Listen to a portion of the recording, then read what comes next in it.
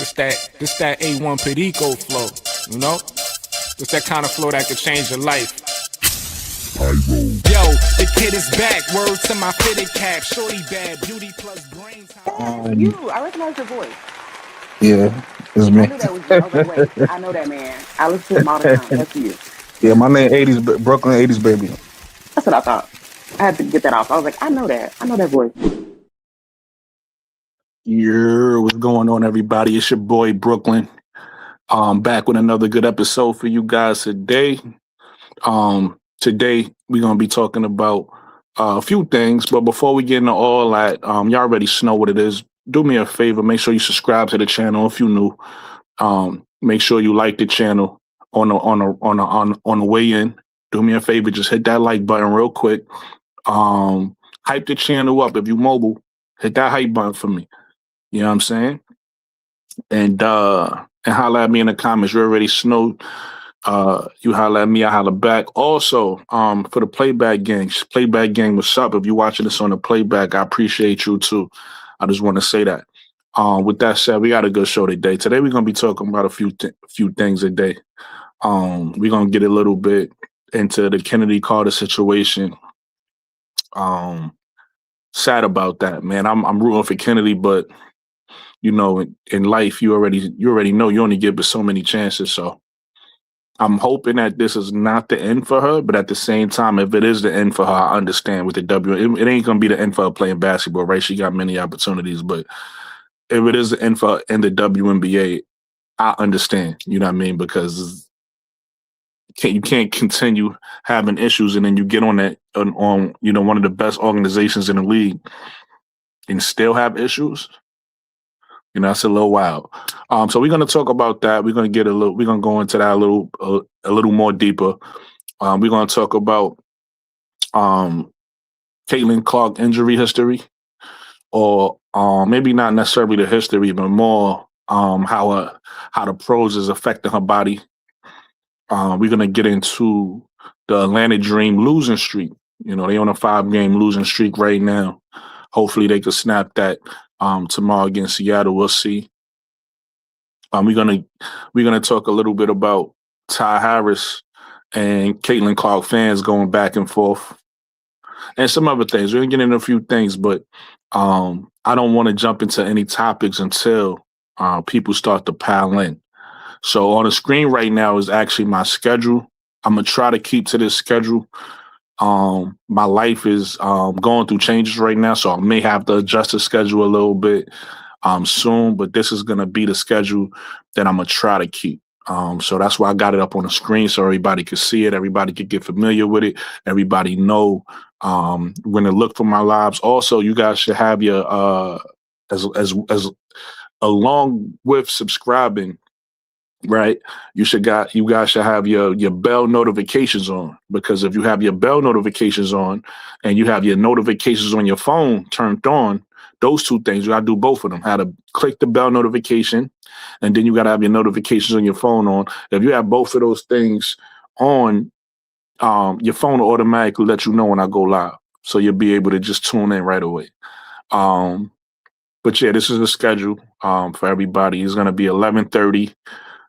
Wednesdays, Fridays, and Sundays. I'm gonna try to go live 11:30. If not 11:30 on the dot, somewhere around 11:30. I think today I went live around 11:45. I was still taking care of some things, so I went live. But somewhere around 11:30, I'm gonna try to go live. The only thing that probably will change that schedule is if my work schedule, if I gotta get up early in the morning, I might have to go earlier than 11:30. But right now, 11:30 is gonna be the time we shooting for. So I just wanna I want everybody to keep that in mind. Keep that in mind. Look for expected Brooklyn 80s baby around 11:30 at night. And we'll talk a little basketball. You know, we'll talk about the news that's been going on. We'll talk about whatever hot takes people got. You know what I'm saying? We'll get into all of that. But do me a favor right now. Like I said, hit the like button for me. Run the likes up, especially if you're watching this on a playback. Run the likes up.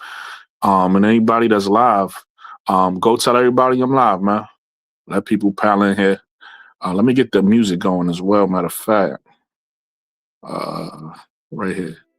Let's get the music going a little bit. I like to have a little background music. You know what I'm saying? There we go. Some background music going. Yeah, let's have a good show tonight. You know what I'm saying? I'm gonna switch over a little bit. I'm gonna switch back and forth between the schedule and the actual art of the show tonight. You know, shout out to Atlanta Dream. Shout out to Alicia Gray, Ryan Howard, and Angel Reese for being all-star reserves. You know, obviously, you know, they were snubbed as starters, but at least they on the team. You know, at least ATL is gonna be represented. Hopefully, I don't know I think they doing the draft still. It's gonna be between not Vandersloot, excuse me. It's gonna be between Teaspoon and Cynthia Cooper. So hopefully we get them all on the same team too. That'd be dope. That'd be dope if all three of our all-stars is on the same team.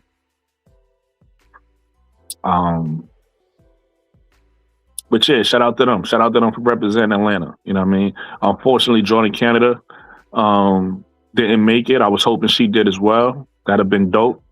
But we got our 3 all-stars, so we happy about that. Obviously, it's going to be another one that they're going to name. I wonder who they're going to replace Kelsey Plum with. And I'm assuming Caitlin Clark, even though she's in and out the lineup, I'm assuming she's going to play. So I wonder who they're going to replace Kelsey Plum with. And I'm not sure if anybody else is injured. Kelsey Plum is the only person I know off the top of my head. I think everybody else should be healthy outside of, like I said, Caitlin, and maybe Aaliyah Boston as well. Aaliyah Boston is in and out of the lineup. So we'll see if one of those 3 people get placed. But I'm expecting Caitlin Clark to play. I'm expecting Aaliyah Boston to play. Obviously, we know Kelsey Plum is out. So I wonder who they're going to replace or who they're going to bring in as an all-star that they didn't put on the team. So that's going to be interesting to look out for.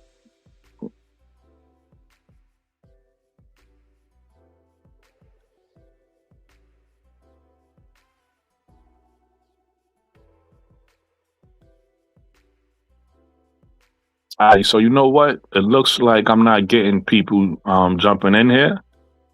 So I'm going to just treat this show like a recording instead of a live, right? I'm going to treat this show like a recording, and I'm going to just talk to my playback gang since people are not jumping in here. So we're going to do it like that. Let me get...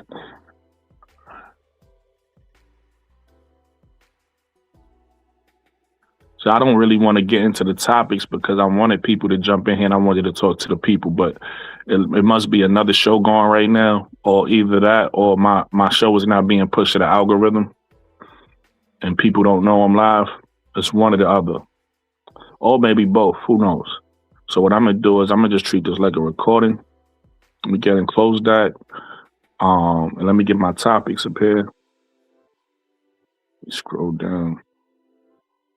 I'm trying to learn how to use these use these little tricks they got in StreamYard. So let's get into the first topic. Let's put that on the screen. That's the first topic.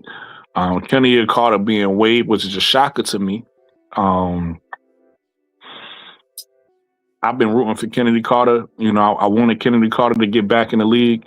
She finally got back in the league. Not only did she get back in the league, through a call from Teaspoon to Becky Hammond, a recommendation, she got back in the league on one of the best, if not the best, organization in women's basketball. I thought it was going well. You know, You know, that organization is top notch. You know, I figured this would be like Kennedy's. I don't know the word for it, but the word is escaping my mind right now. But I figured this would be her, like, stamp, her showing, like, look, I'm here, I'm good. And then almost like an advertisement. That's really what I'm trying to say. Almost like her advertising herself to other teams, basically saying, like, you know, I'm ready to come to your team, whoever you are, looking at me, and be one of the pillars of what you're trying to do.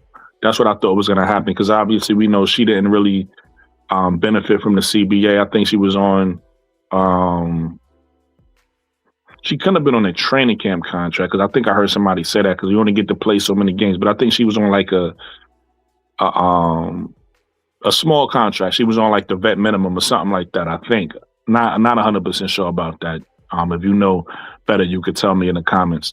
But she wasn't making a lot of money, so I figured this would be the year she comes out, maybe win a championship with the Aces, and able to go to another team, start and get paid.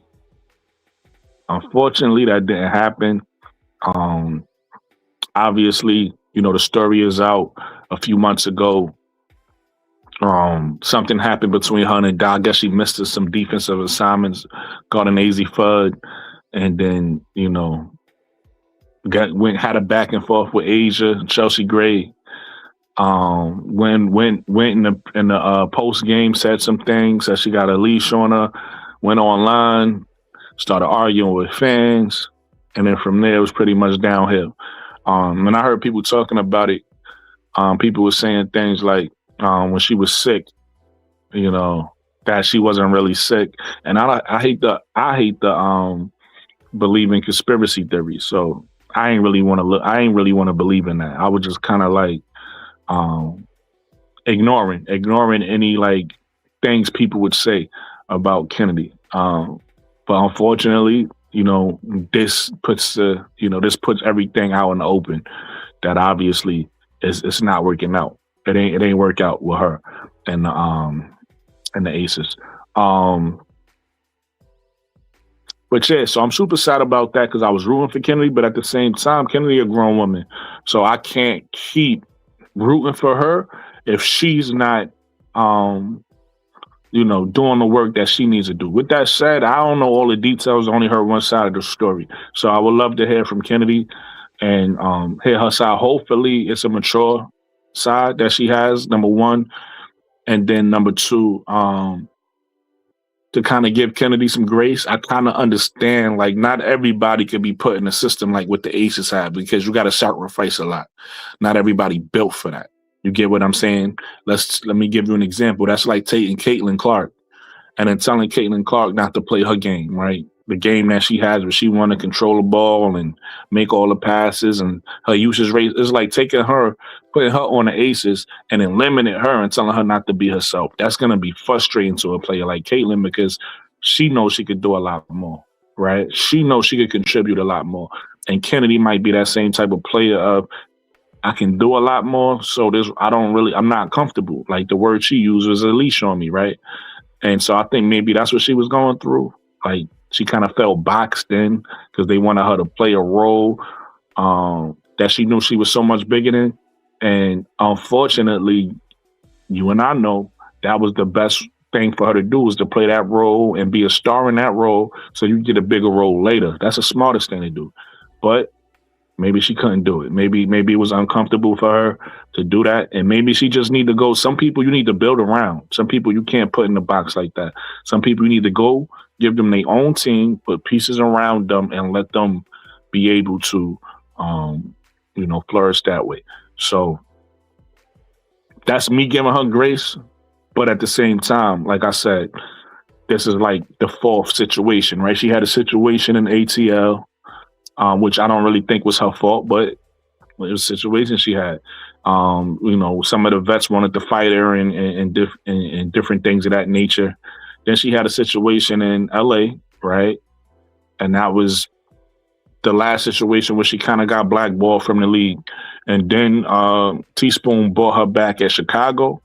And we all know what happened with that. Had some issues in the locker room. And then after that, Chicago didn't bring her back. So that was the second time or the third time, because I don't know if ATL was a blackball too. So that might have been the second or third time she was blackballed. And now she comes back with the Aces and have another issue in the locker room. And the GMs wasn't big on bringing her back last time. So for you to have this issue now with the best organization, I don't know any GM that's going to really want you in their locker room. So this might be it. And it's unfortunate because she's a talent And you want to see talents like that in the league, right? You want to see talents like that in the league. So it's sad. It's sad that Nate, what's up, my brother? Welcome. Red and Milky Way, welcome. If y'all can share the chat, let everybody know I'm live. I got a few topics we're gonna talk about today. Right now I'm talking about let me bring it back up. Right now I'm talking about the Kennedy Carter situation where she was waived, but I got a few more I'm gonna get into too. I wanted to talk about this live with people, but people took so long to come in. I said I'm gonna treat this like a live recording. So that's pretty much what I'm doing right now. If people come in, I switch back to a live show mode, but if people don't, I'm gonna just treat this like a live recording and then do it like that. But so yeah. Super sad for Kennedy. Super sad for what Kennedy is going through. I'm rooting for Kennedy. Thank you so much. I appreciate it. You just made my night. If nobody else coming here ready, you just made my night because you ain't even have to do that. So I wanna thank you for that. Let me do this. I don't have sound effects yet and all that, but I do have this.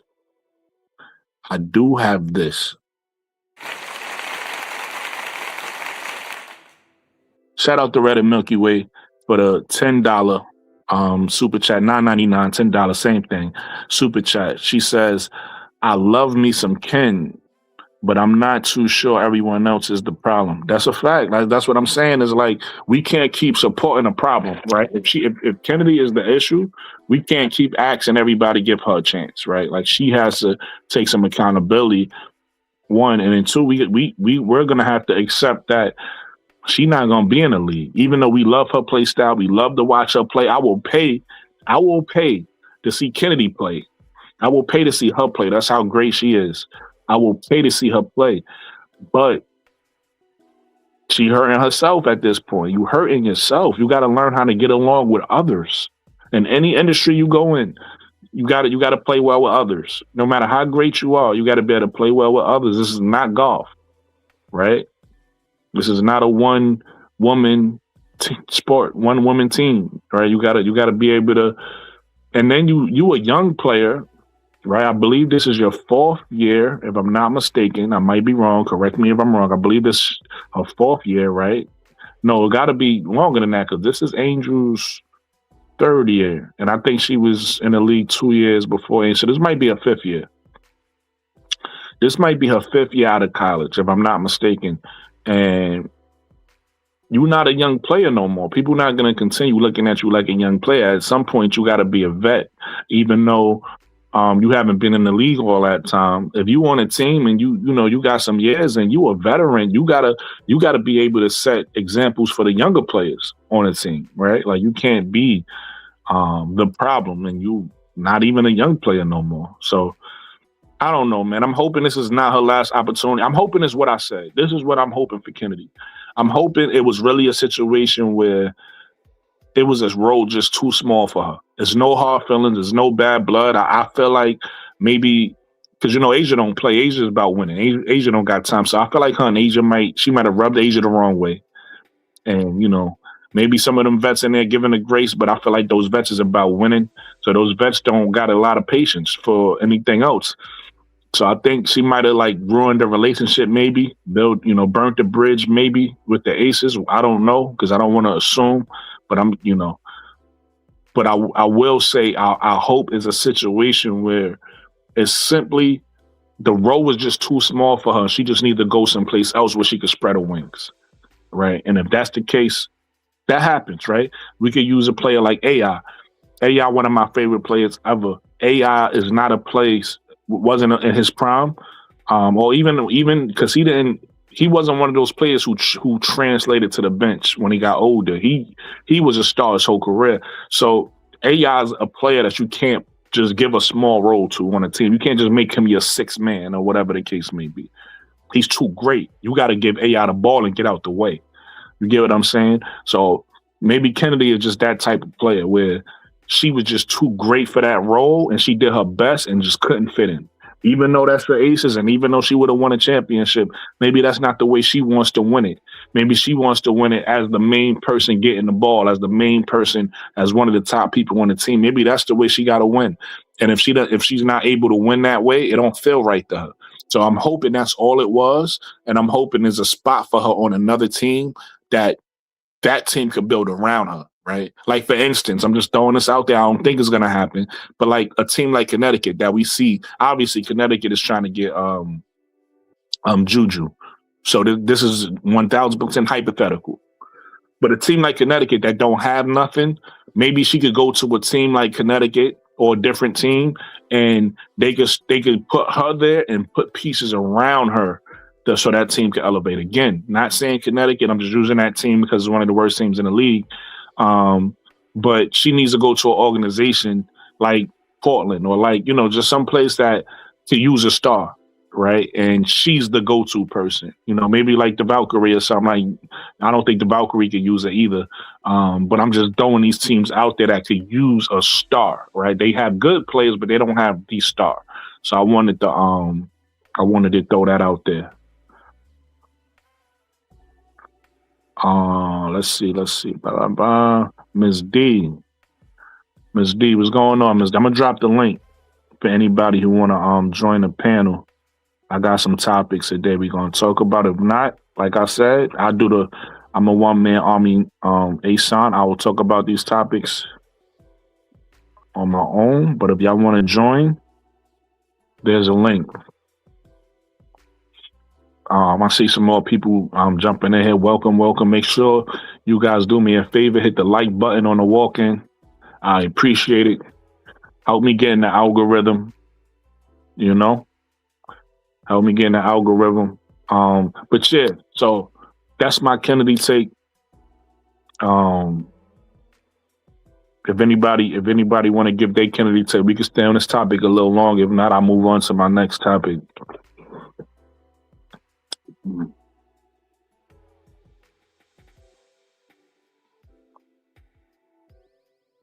Jonathan, what's good? What's going on? Chicago Cheetah, what's going on? Welcome, everybody. Welcome to the chat. I'll put the topic back up there. There we go. So yeah, unfortunately, Kennedy is waived. Actually, I did have another question, so I'm actually lying. I'm not. That was that part that I was done with. The other question I had is, this is really not a question. This is more of a statement, but it's a question. It is a question. How do you go from 6-woman front runner to getting waived and getting cut? That's crazy. That's a crazy like ebbs and flow, right? That's wild. Like I really thought Kennedy was about to be the best 6-woman in the league. I figured that award was hers. The same way we feel like the Rookie of the Year award goes to Olivia Mouse. I felt like 6-woman was Kennedy Carter's. That's out the window now. Unless you go to another team and come off the bench, which I doubt. That's out the window now. That's probably either going to Tiffany Hayes or it's either Tiffany Hayes or my girl Salon. It might be Janelle Salon or maybe Satu. If Satu still coming off the bench, it might be one of those three. I don't know who else is coming off the bench and killing like that. I might be forgetting somebody, but yeah, that's a crazy like. To everybody know, like, yo, there's nobody playing like Kennedy off the bench, and then a few weeks later you're getting cut. That's kind of crazy. And then my other point, or the other thing I wanted to talk about pertaining to this is what's next for Kennedy. Is Kennedy? You guys tell me in the comment section if you're watching this on a playback, or anybody that's watching this live right now, what's next for Kennedy? Is Is she done in the WNBA? Is she, does she go back to China and Mexico? Or is there a team that's going to pick up? I know a lot of people want to see her go to Atlanta. Everybody doing the Angel Kennedy connection. Me personally, I would love for Kennedy to come to Atlanta if we get in a level-headed Kennedy. But I don't want Kennedy to come to Atlanta and bring problems. I don't want that. So if we got a problem child, Kennedy, no, thank you. We don't need you in Atlanta. But if you're gonna come to Atlanta and help us win, by all means come. But I don't think you want to, because you'll probably be coming off the bench. I can't see you taking over for Jordan Canada. You know what I mean? Not to say you're not talented enough. You can, but Jordan Canada knows this offense already. You'll be learning it. So it don't make sense for it makes sense for you to come off the bench.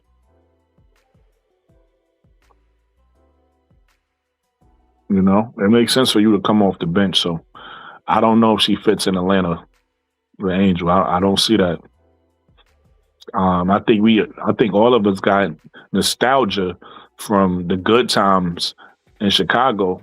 When they was playing well together, but you also got to remember it went bad too, and we don't need that. We got a good team in Atlanta. Unfortunately, we just well, that's another topic. I get into that later. But I don't know what's next for Kennedy. I think it might be she's done. I think it might be she's done in the WNBA. This might be it. This is the end of the road, and that's sad because her game is so fun to watch. And she's better than a lot of people that's in the W. So to watch her, be able to prove that night in and night out, it's fun. It's amazing. But I think this is the end of the road for Kennedy. All right. With that said, I'm gonna get into my next topic.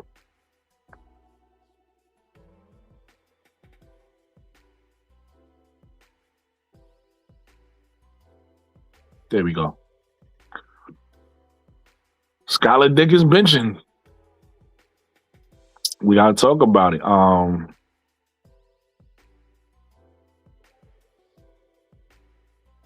Do you think this benching? Do you think we've seen the last of Skylar in Chicago? I think so. I don't know yet.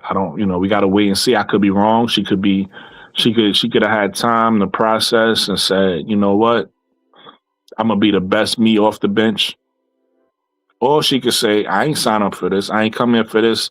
They lied to me. They told me lies, right?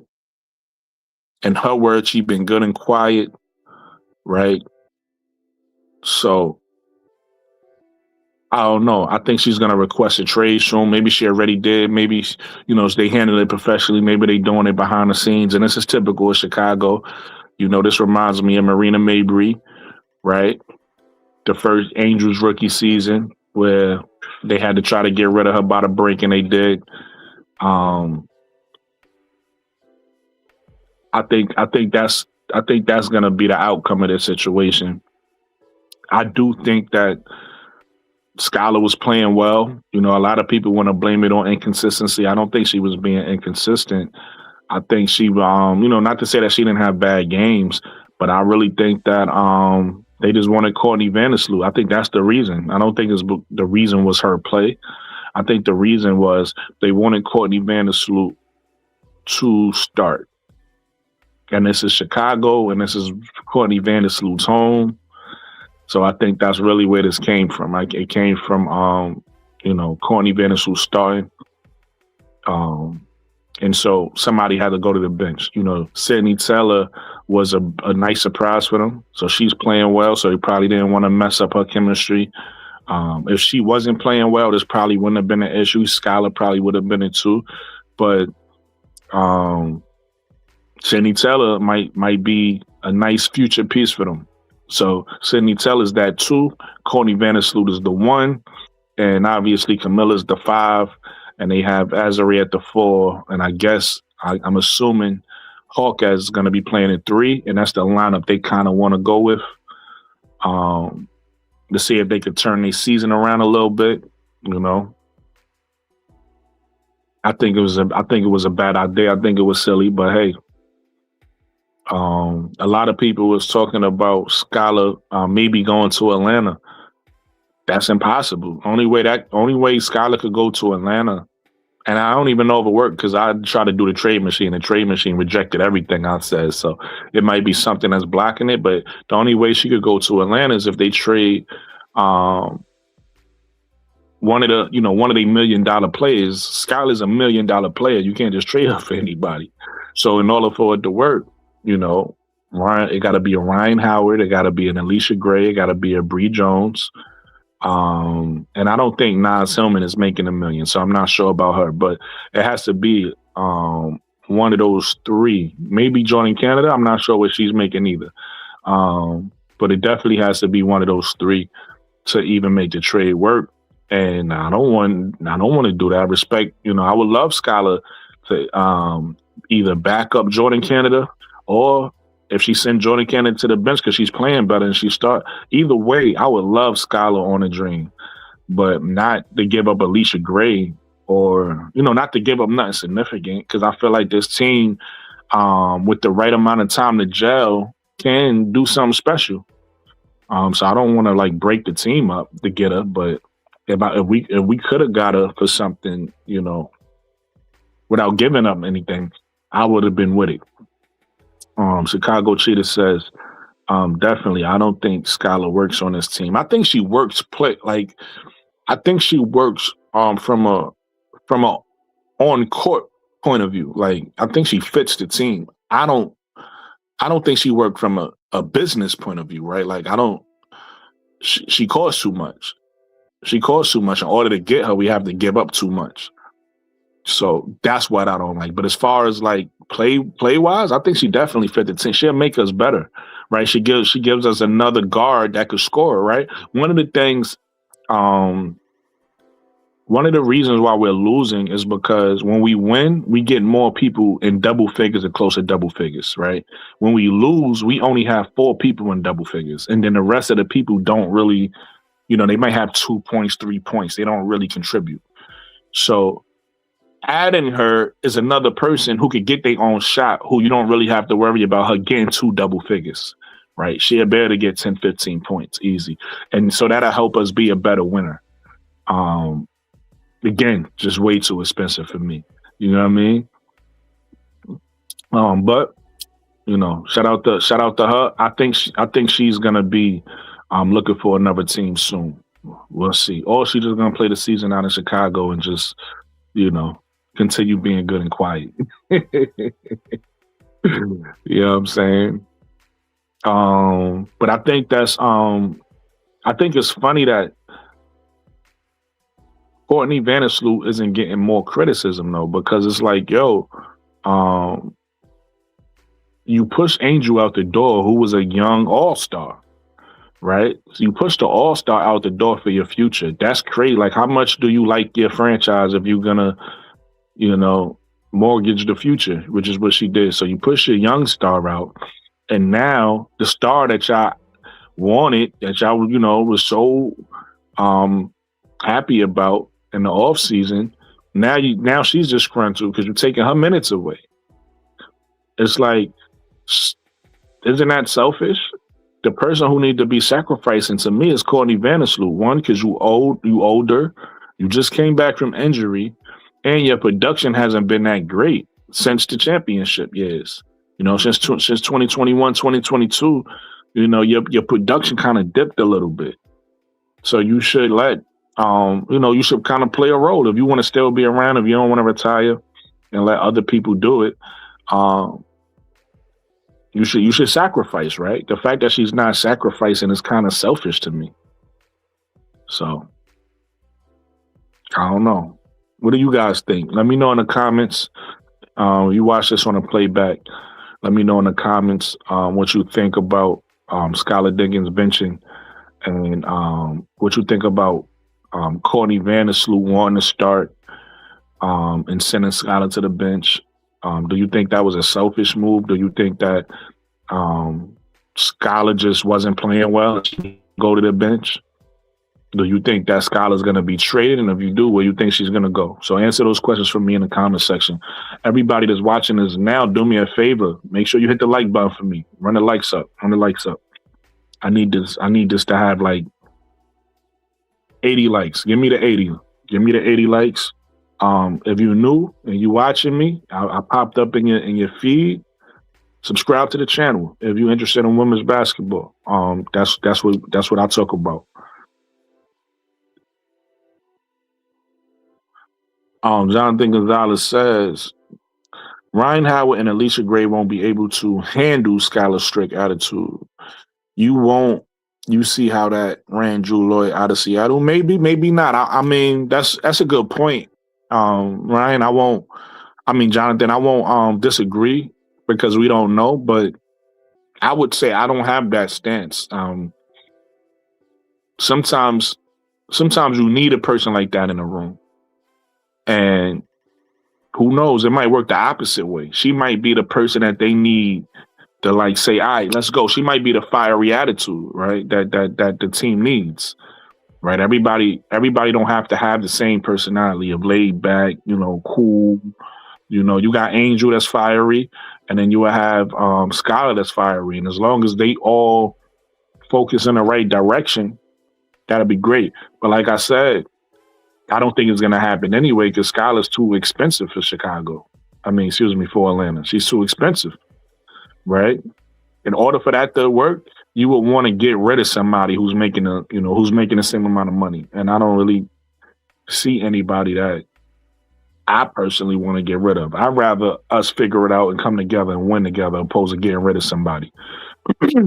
So, but you could be right. Maybe it won't work because of her attitude, and she may rub some people the wrong way because of her attitude. Or maybe it works in the other direction. I'm a positive thinker. I'm not a negative thinker. I don't know if y'all noticed that by now. So I don't be like, the negative stuff.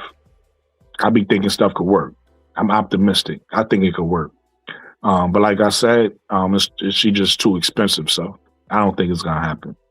But definitely let me know in the comments what you guys think. Again, if you're watching this live, hit the like button for me. Run the likes up. Let's get this live in the algorithm. You know what I'm saying? Nate says the offense is run better with Sloot. I don't think Skylar is going anywhere. She just wants to win and have proper communication. Okay, I'm not mad at that take. The offense may run better with Sloot because they two different players. So what will happen with Sloot in the lineup is Sloot is more of a pass first person. She'll shoot the three. She'll go for a little scoop layup every once in a while. But Sloot allow the other scorers on the team to score. So it'll allow Sydney Teller to, score better because nobody's going to be like trying to take her shots away from her. It'll allow Camilla to score better. We'll see. But the reason why, so from a playmaking point of view, I do understand it. But from a talent point of view, Skylar right now is the best player on that team. So I don't know any team where you put your best player on the bench and that's going to spell success for you. So we'll see. I know you a Chicago Sky fan, so you optimistic. You want to see them win, and I ain't mad at you. If it wasn't for the people I hate in that organization, which is Jeff Pagliocca and the owner Michael Alter, and even Tyler Marsh, to some extent, I don't really hate Tyler Marsh because I feel like he's a puppet. I still hold him accountable to some extent, but I kind of feel like I would like him better in a different organization. I don't really like him in Chicago, but I probably would like him better if he was in an organization where they was like, you coach, hands off, this your team, and I don't feel like that's what it is for him in Chicago. I feel like Jeff is like, all right, our girl is healthy, make sure she's starting. Like, I feel like he got people over his shoulder, and in order for him to keep his job, he got to keep those people happy while making his decisions. So I think his decisions are compromised. That's how I feel. I could be wrong, but that's how I feel about Tyler Marsh. And so that's why I kind of give him a little bit of grace because I feel like he's in a position where it's like, what are you going to do? I don't think he wanted to bench Skylar. I don't think that was his plan. But at the same time, he's playing in Chicago, and they kind of made it known that they behind Sloot. whatever Sloot want, we gonna do. We getting rid of Angel. We benching Skylar, and whatever else Sloot say, they gonna do. So I think that's kind of the position Tyler Marsh is in. So again, I don't really judge them too harshly, but I still hold them accountable. But so that organization, if it wasn't for them, I'll be with you, Nate. I would want to see them win too. But until they get rid of them Kansas, I'm off Chicago, and I can't. There's still players there I like in Chicago. I still, like I said, I still rock with the people like yourself. I met in Chicago. I still rock with Chicago, but I can't with the people running the organization. I can't. They make terrible decisions, like signing 10 point guards and then promising them all starting positions. It's only two.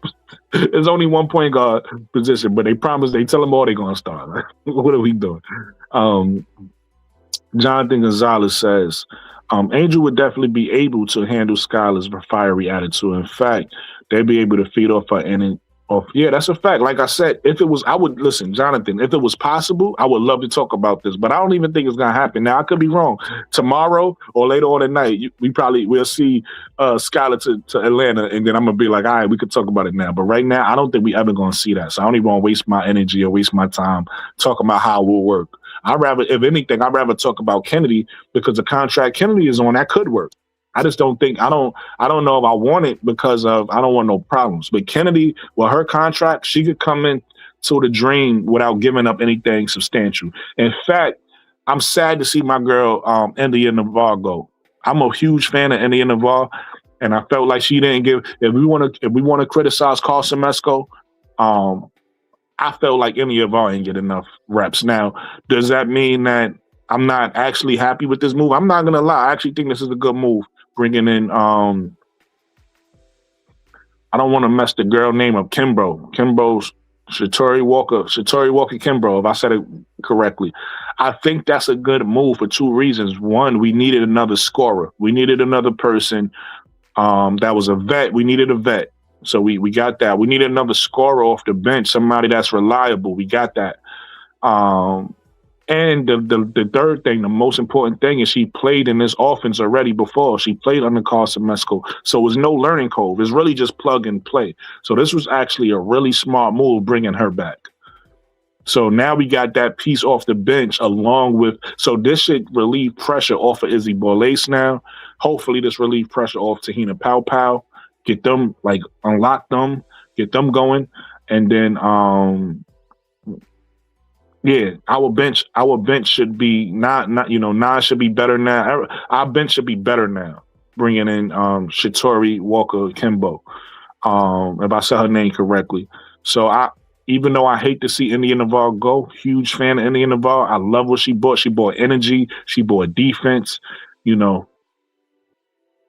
hate to see it go, but unfortunately, that's the business. And I wish her well.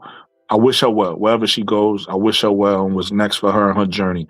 With that said, if we get rid of another rookie, all right, and it'll have to be because I don't think they're giving up Borlace. Borlace is an MVP kind of talent in the Australia League in the NBL. So I think they're gonna try to let that grow. So I don't think they're giving her up. And they obviously not gonna give up Tahina Pow. So if they do give up somebody else, they probably will be cutting Aaliyah Nye to bring in Kennedy Carter, right? I like Aaliyah Nye. Aaliyah Nye haven't even really got an opportunity yet. She's been on the bench. But if they cut somebody else to bring in Kennedy Carter, it's going to be probably Aaliyah Nye. I don't really want to see Aaliyah Nye go, but that's something that if they made that decision, I'll live with it. I'll be like, okay. Now, I'll be afraid, though, because history is history. And Kennedy Carter is showing us who she is. Like, I can't keep fighting for you if you're not going to fight for yourself. At some point, you got to take accountability. You got to go get a therapist. And you got to do the work of saying, one, I'm not going to be on social media going back and forth with people. Two, I'm not going to get into it with my teammates. Three, my coaches might frustrate me, but I'm going to listen to my coaches and I'm going to find a way to, like, vent another way, someplace else that's not detrimental to me or the team. She needs to do that. And if she don't do that work, I can't keep saying let her back in the league, right? And I definitely don't want her on my teams. I definitely don't want her ruining Angel's chance to win a championship, right? So, yeah, Kennedy Carter, I'm more interested in having that conversation because it's actually possible. I don't want to talk about Skylar because I don't think Skylar's possible. To Nate's point, she might be too expensive to move. So regardless if she play another game for Chicago or not, they might not even be able to move her. That's $1 million, which means you only going to be able to move her for either another star on another team. So it got to be a star swap. So it got to be another disgruntled star who wants out, who wants to come to Chicago, right? Or it has to be a team with a lot of cap space. A team with a lot of cap space where it's like, we could absorb this contract. So it got to be one or the other. And they might not be able to move her. So she might be on Chicago for the rest of the year. Nate says being the best player doesn't always brew the best results. It's not about that. It's not about brewing the best results. It's about knowing how to win in basketball, right? And you don't win. Like I said the other day, two things. One, when you bench your best player, you really lose your team, right? If your best player is a leader in that locker room, and I think Skylar is respected, right? We might see reports that nobody mess with her. But Skylar, to me, is somebody that people, this is Skylar Diggins. People look up to her, right? So she's probably respected in the locker room. So when you bench her, let's just say everybody in the locker room, this is how sports work. Let's say everybody in the locker room isn't a fan of Skylar Diggins. Let's say she got half the locker room, but the other half is like Vandersloot. You just lost half your locker room. Still, like even though you ain't lose your whole locker room, you lost somebody. Skylar, on the bench, I see Skylar and Dejanay like this, and I don't know who else like this with Skylar, and we already seen how Dejanay was with Man Bun. So we already know. I'm just saying again. I could be 1,000% wrong. I'm just saying from what I know, right? And Nate, you already know. We really being honest, bro. How many times, respectfully, how many times have you disagreed with me and been wrong in the end? I think I'm 100%. You get what I'm saying? Now, again, that don't mean I'm right about this situation. I could be wrong. But I'm just telling you how these things go, right? Usually when you bench the best player on your team, and you could think about any team you want in history, people don't do that. I'm going to give you a perfect example. He's not even a superstar. Julius Randle. When Julius Randle was on the Knicks before he got traded to the Wolves, he's on the Nets right now. I don't know if y'all know that. He's on the Brooklyn Nets now. The Wolves just traded him. But before he was on the Wolves and he was on the Knicks, Tom Thibodeau, he would be upset, disgruntled, right? And sometimes he don't do what Tom Thibodeau want. Tom Thibodeau never benched him.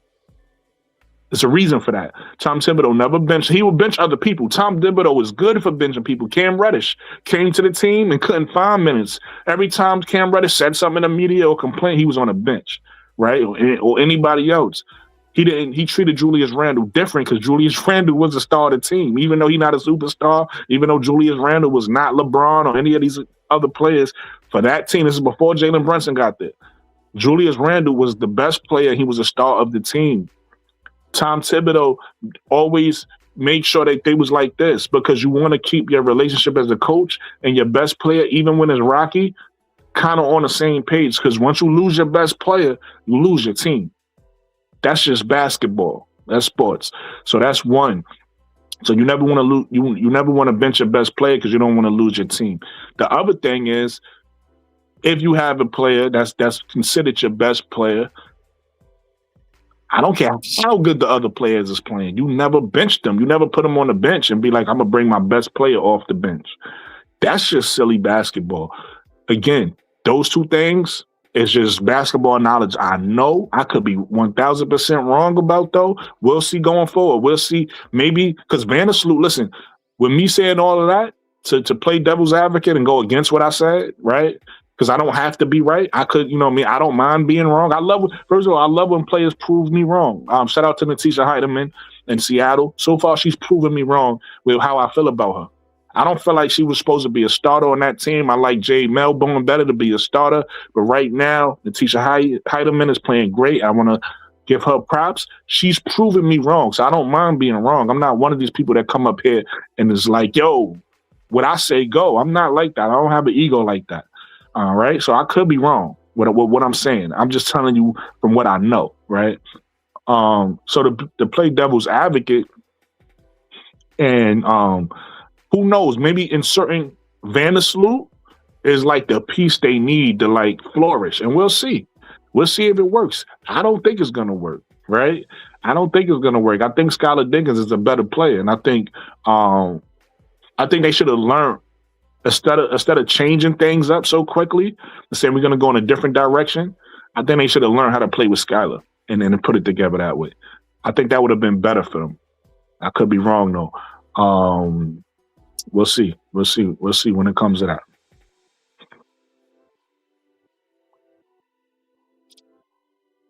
Chicago Cheetah says Jordan Canada to me is a better point guard than Skylar.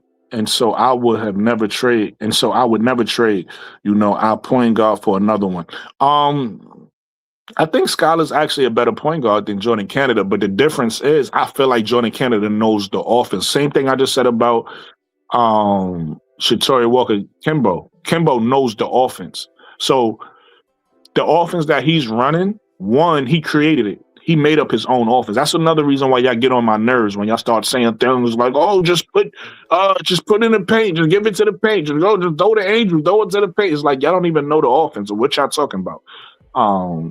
So the offense that he's playing, he created the offense. That's number one. So anybody who knows the offense is gonna play it better than somebody who got to learn it.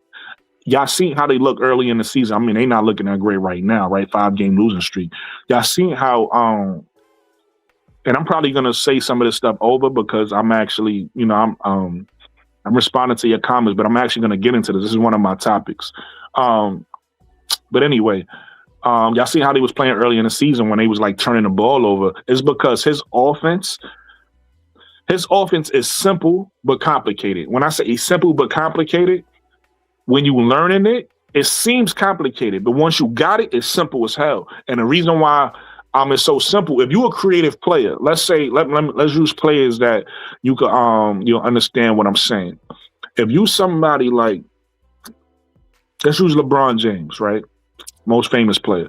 If you LeBron James, right, and you playing in Carson Musko's offense, you creating everything that's happening. It's not a play call where it's like he's calling a play or you running a play from the coach. You manipulate everything. Especially as the guard. As Jordan Canada or as Angel Reese, because she's a point forward. You manipulating whatever you want to happen. So if you want, and you basically reacting off what the defense is doing. So in other words, let's just say the defense is taking the pain away. Then you running actions, kind of get your corner shooters the ball, your slot shooters the ball. You running actions, you know what I mean, to get your shooters the ball, right? Or you running actions where, and this is what happened with us with the Valkyrie, and this is what Carson Musko wanted us to do. Sometimes you're trying to get to the third and fourth rotation of the ball, meaning I run and pick and roll, I drive, I'm not looking for that shot. Even if I kick it, I'm not looking for that shot. I run a pick and roll, I drive to the paint, I kick it so that they could kick it again, so another person could screen. We can run a second pick and roll now on the other side of the floor. We could drive again, kick it again, because I want that three. So that was a drive. That was a pick and roll drive, kick, pick and roll drive, kick. That's how his offense works. You creating everything. It's not like they running a play and it's like, all right, pick and roll on this side of the floor because it's the play we call. No, you running a play based off what the defense is doing, and you keep actions you cut random. So in other words, this is what he be wanting. And they don't always do this. Let's just say you do that pick and roll. You kick to the corner, right? He kick to the other side. Now, when you kick, those players that just passed the ball ain't supposed to stand there. They supposed to now cut in, maybe give Angel, maybe Angel was that first screener, right? Give Angel, that person that passed the ball supposed to cut in and screen for Angel now so Angel can run out. She can get behind a three and go like this. You get what I'm saying? It's like constant movement, constant cutting, stuff like that. So when you add Skylar in right away, she got to learn this stuff. So even though she's a better player, she's not going to be as sharp as Jordan Canada is right off the bat, because Jordan Canada been in the system for 2 years. You get what I'm saying? Jordan Canada been doing it for years. So it's things she's expecting. Even if they don't do it, she knows, like, if they do it, okay, bet. My job is to now run to over here. This is how I can create space. His offense is to create space. And because it's to create space, like I said, I just gave you an example. If they take the paint away, what if they taking a 3-point shot away? Guess where he wants you to score at? In the paint, where y'all want the ball to go. So he wants to, people be thinking he just want to shoot threes. No, he wants the best wide open shot. Whether that's in the paint, it could be in the paint. You could take 10 shots in the paint. He's not going to get mad if that's where the open shot is. Or it could be from 3. The problem is our 3-point shooters ain't making no shots. Because Angel is playing good. Angel getting most of her points. Our paint scorers is Angel, and Jordan Canada, and the Medina. They all scoring in the paint. So we getting our paint touches, we getting them. We not getting our 3-point shots because our 3-point shooters are missing.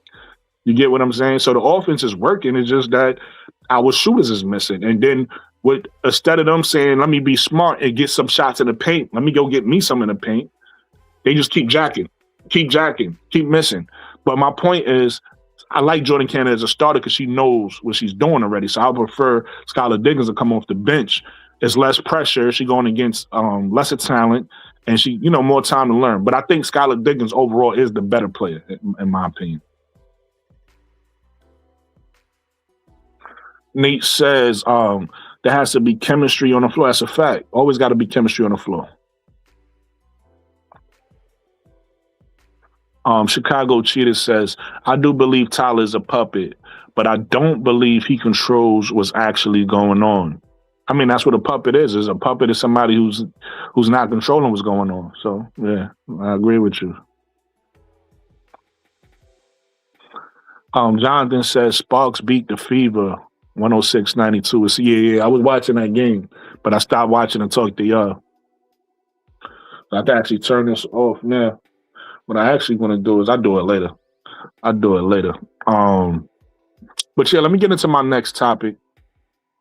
I appreciate you guys for actually interacting with me because, like I said, I was going to treat this like a live, like a recording and just do that. But I'd rather do a live show. So do me a favor, if you haven't, please hit the like button. If you're new and you're watching me, please subscribe to the channel, especially if you're interested in women's basketball. CC fans is welcome here. Caitlin Clark fans is welcome here. Angel Reese fans is welcome here. I know, like, people be feeling like pages is territorial.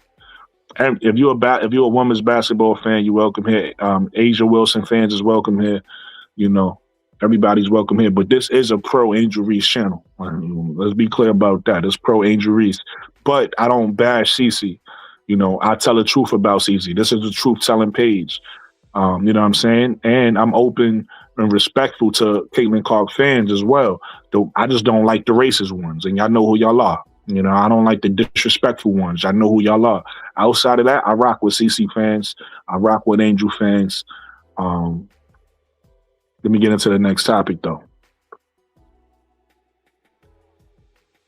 Real Money says, they do exactly what I thought they would. Soon as CC come back, Stephanie White sits down and tells AB and Sophie to play her. Listen, I'm laughing, but you're right, because what they doing is, and I think this, I know this is a fine in the NBA. In the NBA, what they doing is a fine. I don't know how they getting away with this in the WNBA, but she just said that for this game, Stephanie White said for this game, Caitlin Clark is healthy, but she's injured for the next game against Phoenix.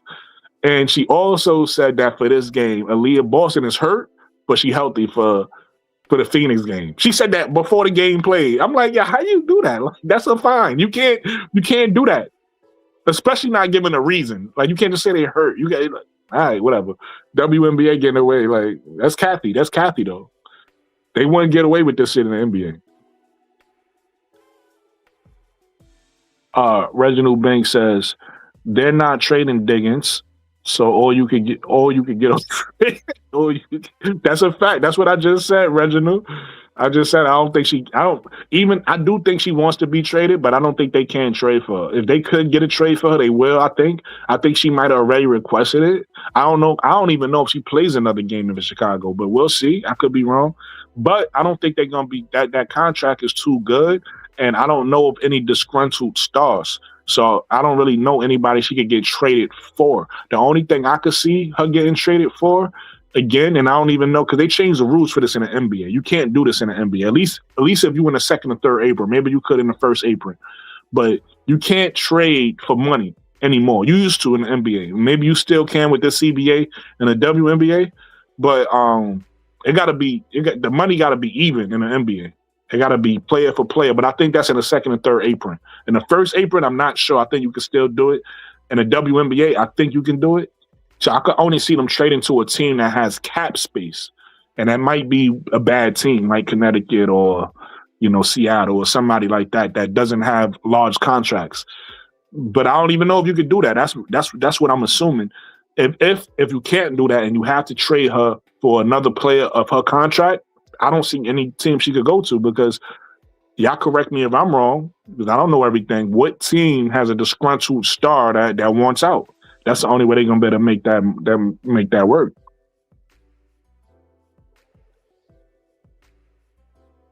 Oh, thank you, Reddit, for telling me that. That makes me so happy. But how? Because I'm confused because they already have 2 developmental contracts. Unless they cut somebody else, they have Jalen Sherrod, and they have the Okanyo, however you say her name, lady. That's their 2 developmental contracts. So how did they sign her back?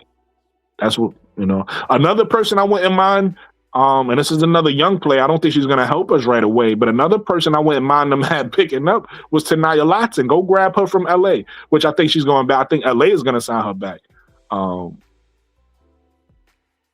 Which is weird. Was she? I think she was on. Okay, yeah, they probably gonna put on a developmental because I don't think she was on a developmental in LA. But LA probably gonna take her back. But I wouldn't have been mad if I saw that on my timeline that we grabbed Tanaya Latson and brought her to ATL. I wouldn't have been mad at that at all. But I don't think that's gonna happen. But if you telling me they re-signed India, I'm happy about that. But I just don't know how because they already, they rosters full. So I don't know how. Jonathan says, how many have the Dream lost straight with AR5 playing? 5. Oh, okay. You doing a clapback. I'm like, we know this already though. You doing a clapback. Got you. You stupid. Love me some me. What's good, love me some me? She says, Indy back on a developmental contract. I'm confused. Did they cut somebody? Because if I could have sworn you only got 2 developmental contracts, and I could have sworn Jalen Sherrod and the Unkanwu, however you say her name, woman, was on developmental contracts. So did they cut one of them? Let me know.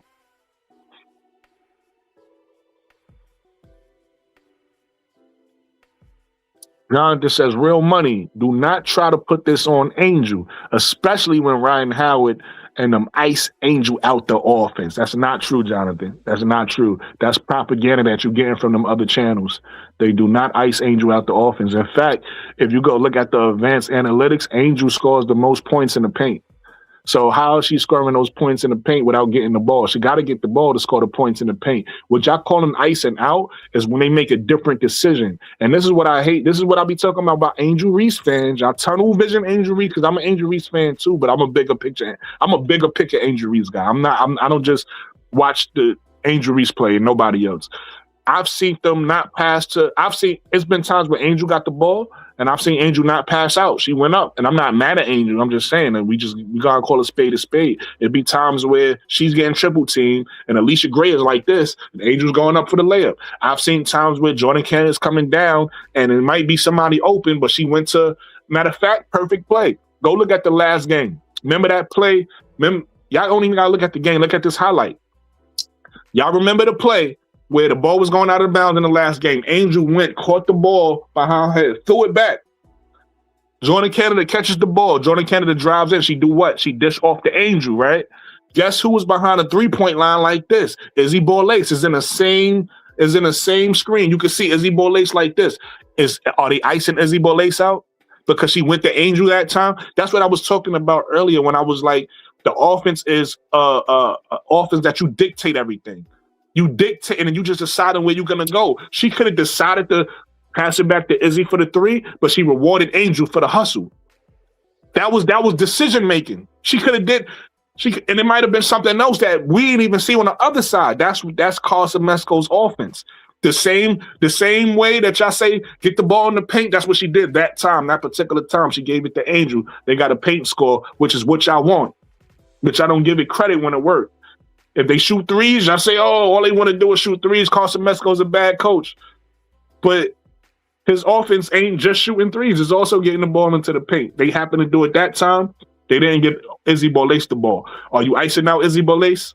You see what I'm saying? Y'all got to stop that. Like, y'all just be saying anything because y'all like, whatever. Keep saying it, dog. Y'all don't want to listen to me. I tell y'all all the time, stop doing that. Y'all go to those other channels that feed your ego, right? That say the stupid stuff that y'all regurgitating, and y'all come back to my channel and say the stupid stuff again. Stop doing that. On my channel, act educated. Go do that stupid stuff with them. If they want to sit here and act like Angel is being treated so bad and everybody is icing Angel out and they won't throw the ball in the paint, go to those channels and have at it. Don't do that over here. Be educated over here. We're gonna be smarter fans over here. We're gonna blame people for what they do wrong. We're not gonna make up stuff though, right? I love basketball. We over here. You on my page because you love basketball. You get what I'm saying? If you love basketball, you on my page. If you want to just some circus, if you just want some drama circus, go to their pages and go do that drama stuff over there. It's, you know what I mean? That's y'all do reality TV over there, whatever you want to call it. That's your little soap operas. You go do it over there. Over here, we're gonna talk real basketball. Ain't nobody icing Angel out. Just because they don't give Angel the ball every time she wants the ball, that's basketball. It's a 5-person team. If you ever played before, it's times when you had your hand up, you ain't get the ball. They ain't icing you out. They just didn't go. The play wasn't for you. And you got to be okay with that. When the play not for you, you got to be okay with that and still be in the play and get somebody else going. Angel not on a team where it's just Angel team. She on a team with 3 All-Stars, right? Really more, because Bree Jones is an All-Star. She just ain't played this year. The way Jordan Canada was playing, they could have voted her in as a reserve. So there's really 5 All-Star-like players on this team. It ain't just about Angel. So every time Angel don't get the ball, don't say they're icing her out. Cut it out. Cut it out. Like, y'all getting on my nerve. Y'all do this every show. Cut it out. Go do that on 8 channels. Y'all can sit there and make up the BS and the lies on 8 channels all you want. When you come over here, let's talk real basketball, though. You know, let's leave that over there.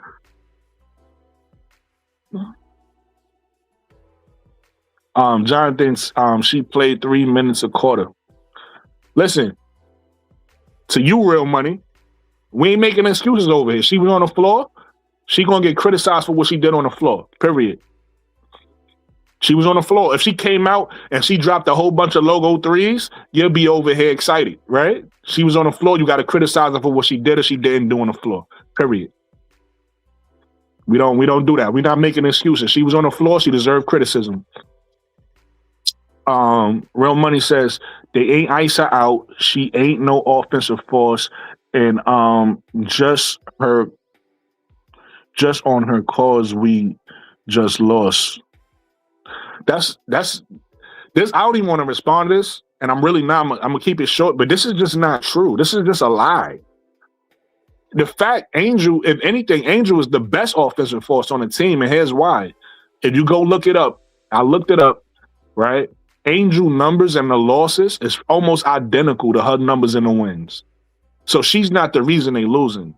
The people that's dropping off and not producing are the reason why Landon's losing. Angel is putting up the same production, win or lose. And she's doing this while being targeted by the refs. Every time she touched the ball, the refs is blowing the whistle, which I'm watching other players get away with murder. Anytime I watch these other games, I'm like, that's a travel, that's a walk. Oh, they in the paint 5 minutes, they ain't calling it. But yet, soon as Angel get the ball, whistle, whistle, whistle. She doing what she's doing through that. That's a great player, bro. They can't even stop her with cheating. They cheating and they can't stop her. But I know you you want to hate right now. So guys, do your hating thing, do your thing, bro. But that's not true at all. Reginald Banks says, get over it. They not trading her, nor does she want to be traded. Love to make up things. Why are you, Reginald? Why are you repeating yourself? You just said this. We agree. Why stop repeating yourself? You showing your age. You showing your age, Reginald. You showing your age. Jonathan Gonzalez says, real money. Caitlin ain't no offensive force herself. That's funny, Jonathan. Caitlin ain't no offensive force herself, shooting 33% from field goal range and 16%. That's crazy. That's crazy. Yeah, real money. I would chill. You getting cooked right now, bro. I would chill. Wait till she have one of her great games until you can't talk shit with. You know what I mean? Tay says, Tay, what's up? Tay says, Vegas signed Lotson and ATL release. Oh, they released Amy. Okay. Well, I actually liked Amy too. I didn't know what she could do. I know she could shoot, but I'm saying I haven't seen her in this offense to actually see if she'd be a help. But shout out to Amy. I wish her well.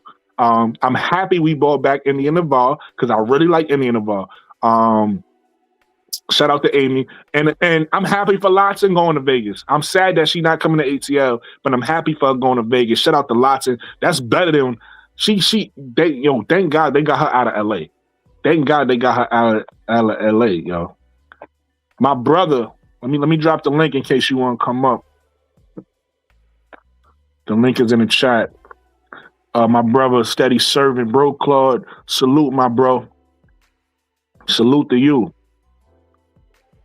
The link is in the chat. If you or anybody else want to come up, more than welcome. If not, I'm the one-man army A-Sign. Whole crews get taken out. If you know, you know.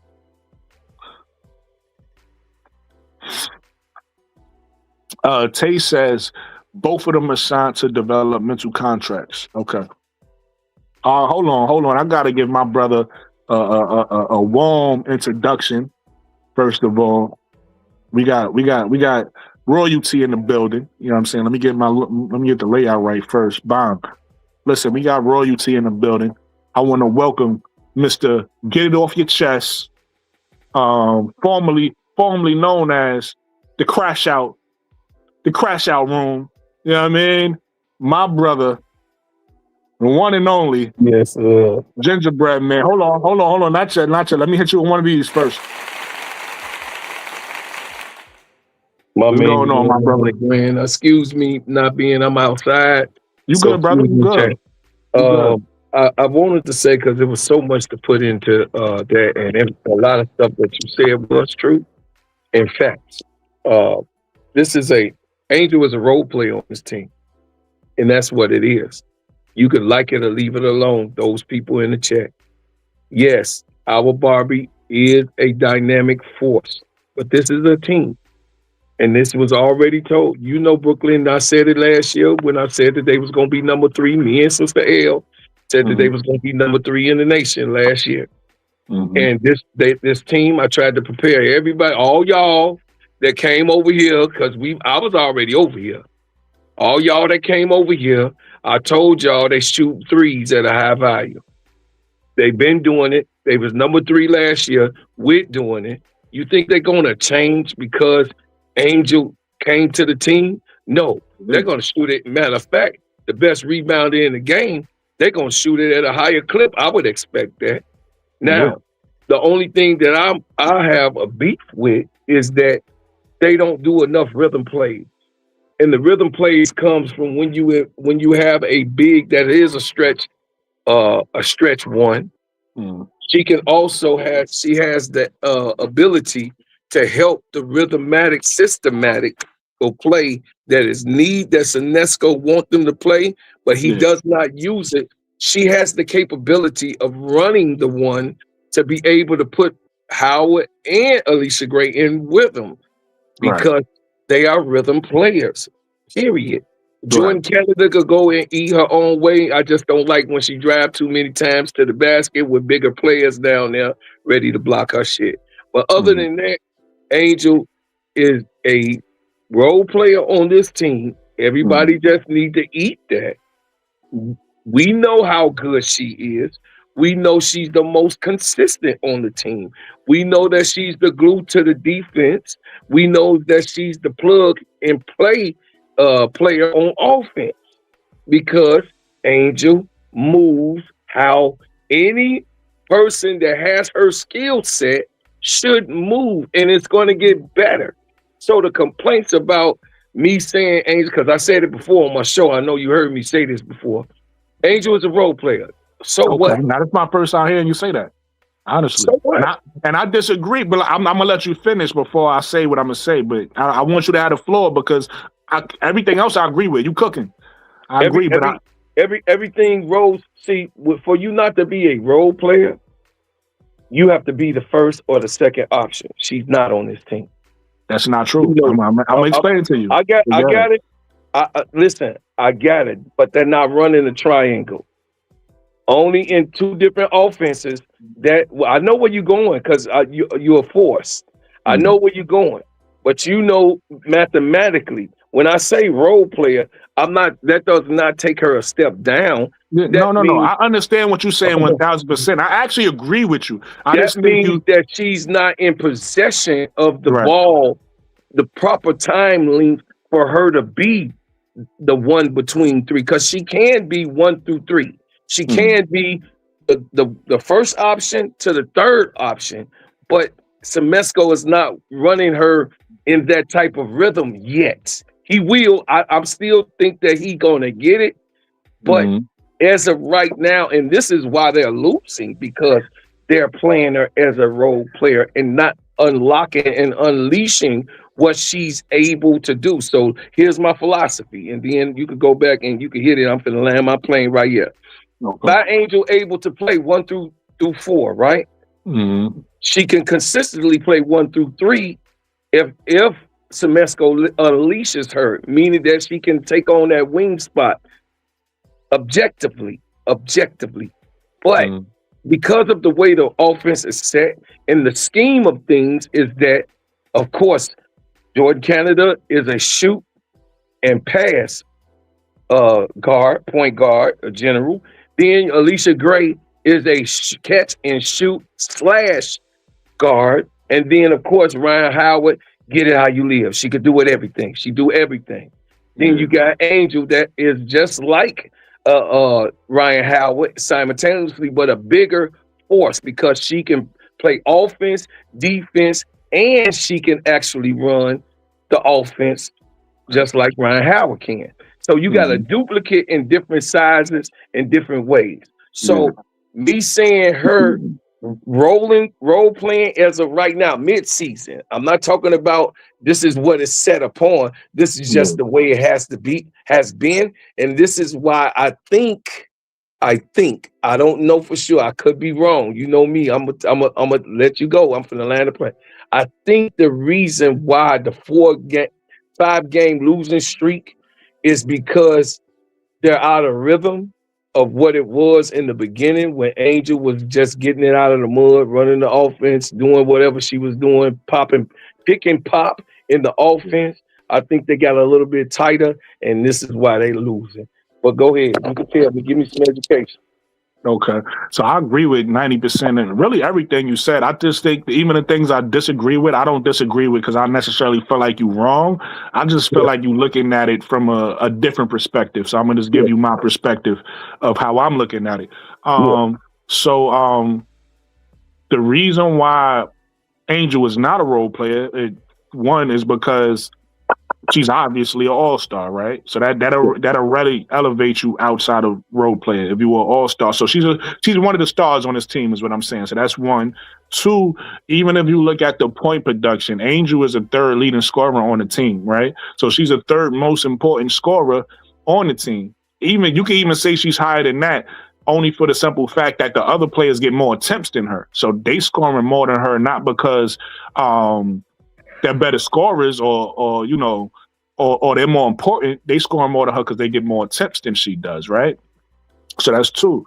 But the reason why, Mhm. and the main reason why I feel like she's not a role player, and it's kind of to the point you was alluding to, is because the way Carl offense run, right, is not Carl. That's what I keep trying to tell people. It's the players. The players are not running it the way he wants them to run it all Yeah, the time. Sometimes they do and sometimes they don't. They just not doing it consistently, right? So Angel does have the power to run the play. It's just that sometimes they fall into lazy basketball, right? We know the oldest player in the book is what? I can't hear you. Excuse me. I said we know Say it again. the oldest playing basketball is what? The pick and roll, right? Pick and roll. The pick Yeah. and roll. The oldest playing basketball. So it's when you have an offense, right? That's predicated. Because we all, let's use this in real life terms, because I like to speak in ways everybody can understand. I don't want to speak in ways where only some people get it. I want to speak in ways where a 5-year-old can understand what I'm saying, right? We Well, know actually, in life, give and go, and then the pick and roll. Give and go. right? Okay, thank you. Give and go, and then pick and roll. Go Pick ahead. and roll. But we know in life, sometimes some people want the easy way out. We know in life, sometimes people could get lazy, and they know whatever work they was doing early on that was getting them results, they might start to eventually get lazy and start cutting corners so that, they could get it an easier way. But they cutting corners now, right? They not putting in the same type. It might be exercising. You might have been eating right for the first however many months, and now you might start getting lazy. You might start cheating too much, right? That's what people do in life. So what happens on a basketball court when you have an offense like Carson Mesco's offense, the way I explained it earlier, to make his offense work, it's not going to work the way it's supposed to work, and it's not his offense. But you could literally run an easy pick and roll, right? The defense can help, and you can just kick it to a shooter or kick it to the roller or score it yourself and get a bucket, and you got a bucket on that possession, right? But that might not be everything he wants you to do. That might be the lazy way to get a bucket, right? Absolutely. The way his offense work, bro, Claude, is he don't want nobody standing around, and he wants you to, and you play basketball and coach basketball, so you're gonna respect and understand this. He wants the defense to have to guard more than one action at any given point. Absolutely. That's why I just said they can run a lazy way and just run one pick and roll, and that's all people got to guard and focus on. But if they run that pick and roll, right, let's say they drive, let's say they kick it to the corner, instead of that corner taking that shot, now that corner kicked it someplace else. That corner job is to do something. That corner job ain't just to stand there and watch. Everybody and the point guard, intentional.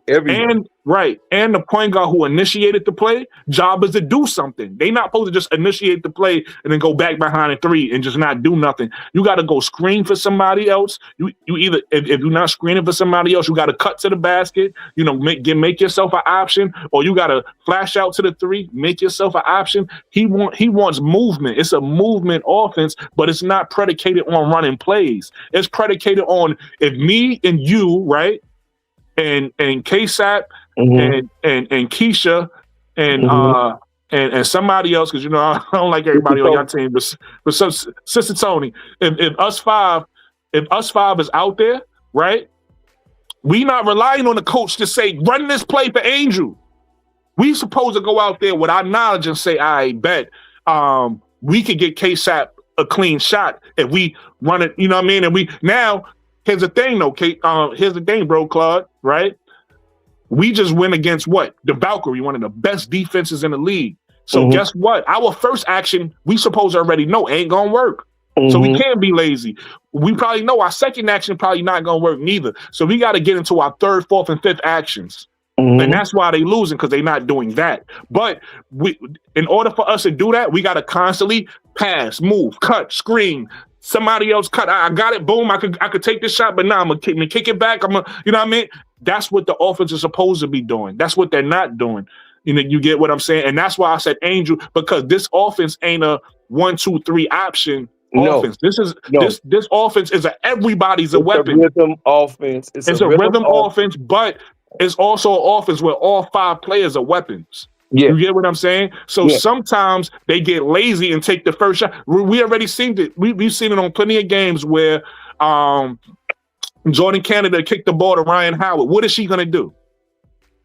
She's going to look for the shot first, don't have it, then kick it over back to Jordan Canada. No. What you saying is what she should do. Ryan Howard gonna let that. She gonna let it fly. She gonna let that motherfucker go. She gonna let it fly. No, but that's not his.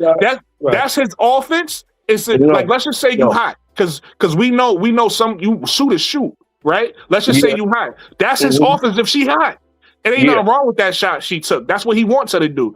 But if you're not hot, he want her to be smart and do what you just said. I'm gonna look for the shot. The shot not there. I'm gonna call Angel for a screen. I'm gonna run Angel off a screen, and I'm gonna kick it to Nas Hillman. Nas Hillman is gonna now. You get what I'm saying? That's the offense, and that's what they're not doing, and that's why they losing. Let me give you a round of applause, Real Money. Let me shout out to Real Money. But Nephew, yes, sir. go ahead. Go and drop that science. You already know Nah, that. But nah, ain't but no that damn.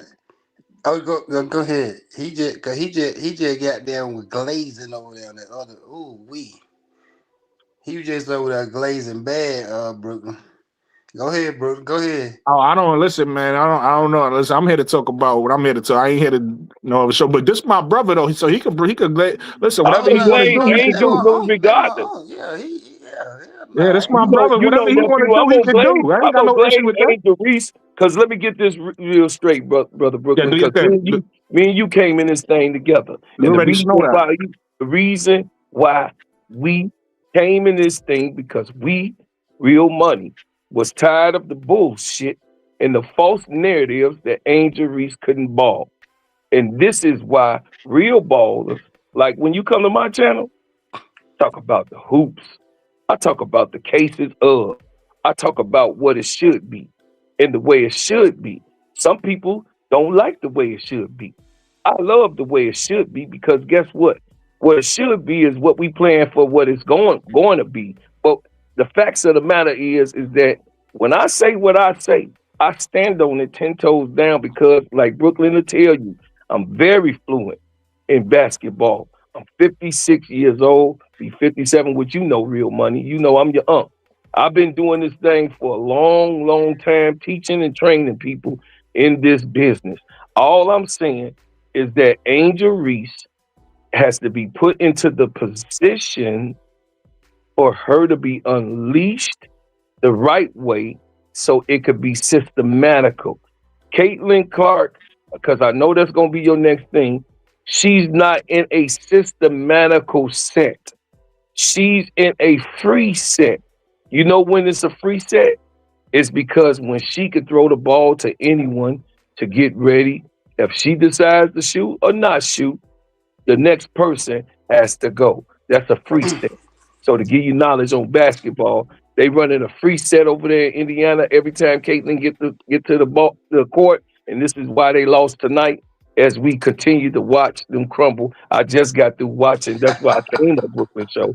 She ran a free set. She wasn't prepared. she She was played still three injured. minutes. She was still injured. Let him don't interrupt him. Real She, Money. That's yeah, she yeah. was still injured. You gonna like what I'm saying? She was still injured, right? She should not have been running a free set with the type of things that she's dealing with, an ailment. And when you have an ailment, an injury, Brooklyn, and if you play ball real money, it's easy to have that. That's one of my topics, by the way. You know, It's real easy to hide an injury. It's real easy to do that. Michael Jordan did it in 1-6. So I mean, won the fifth one. So the thing is that the sets that's going on right now, I hope that they get it. I hope they play in rhythm more because every time each one of these losses, Brooklyn, they looked like they were trying to find offense. And that's not Smesco's scheme. Offense is already present. If what you just said, they only used it. So I'll let you go. I land my plane. yeah, that Real You Money. know, they. This is what I'm trying to tell. You come on here and tell me one reason how it was solely because she was out there playing in a free set offense is because that's the reason they lost. I'm gonna You tell you can't the reason they lose every go ahead. some of the games when she played. This is the reason they lose because they don't give the same effort. You can tell. We can look at the difference between the games they play. They don't give the same effort when they playing on the court with her because they feel like, oh yeah, she finna got them do some magic in a few seconds. So it's not even we ain't even gotta even play the same hardness or the same way that we. You can just tell. Kelsey So it's Making Plum can turn it everybody on excuses. at else. any So it's time. everybody else's fault. No, it's not everybody else's fault. No, no, no.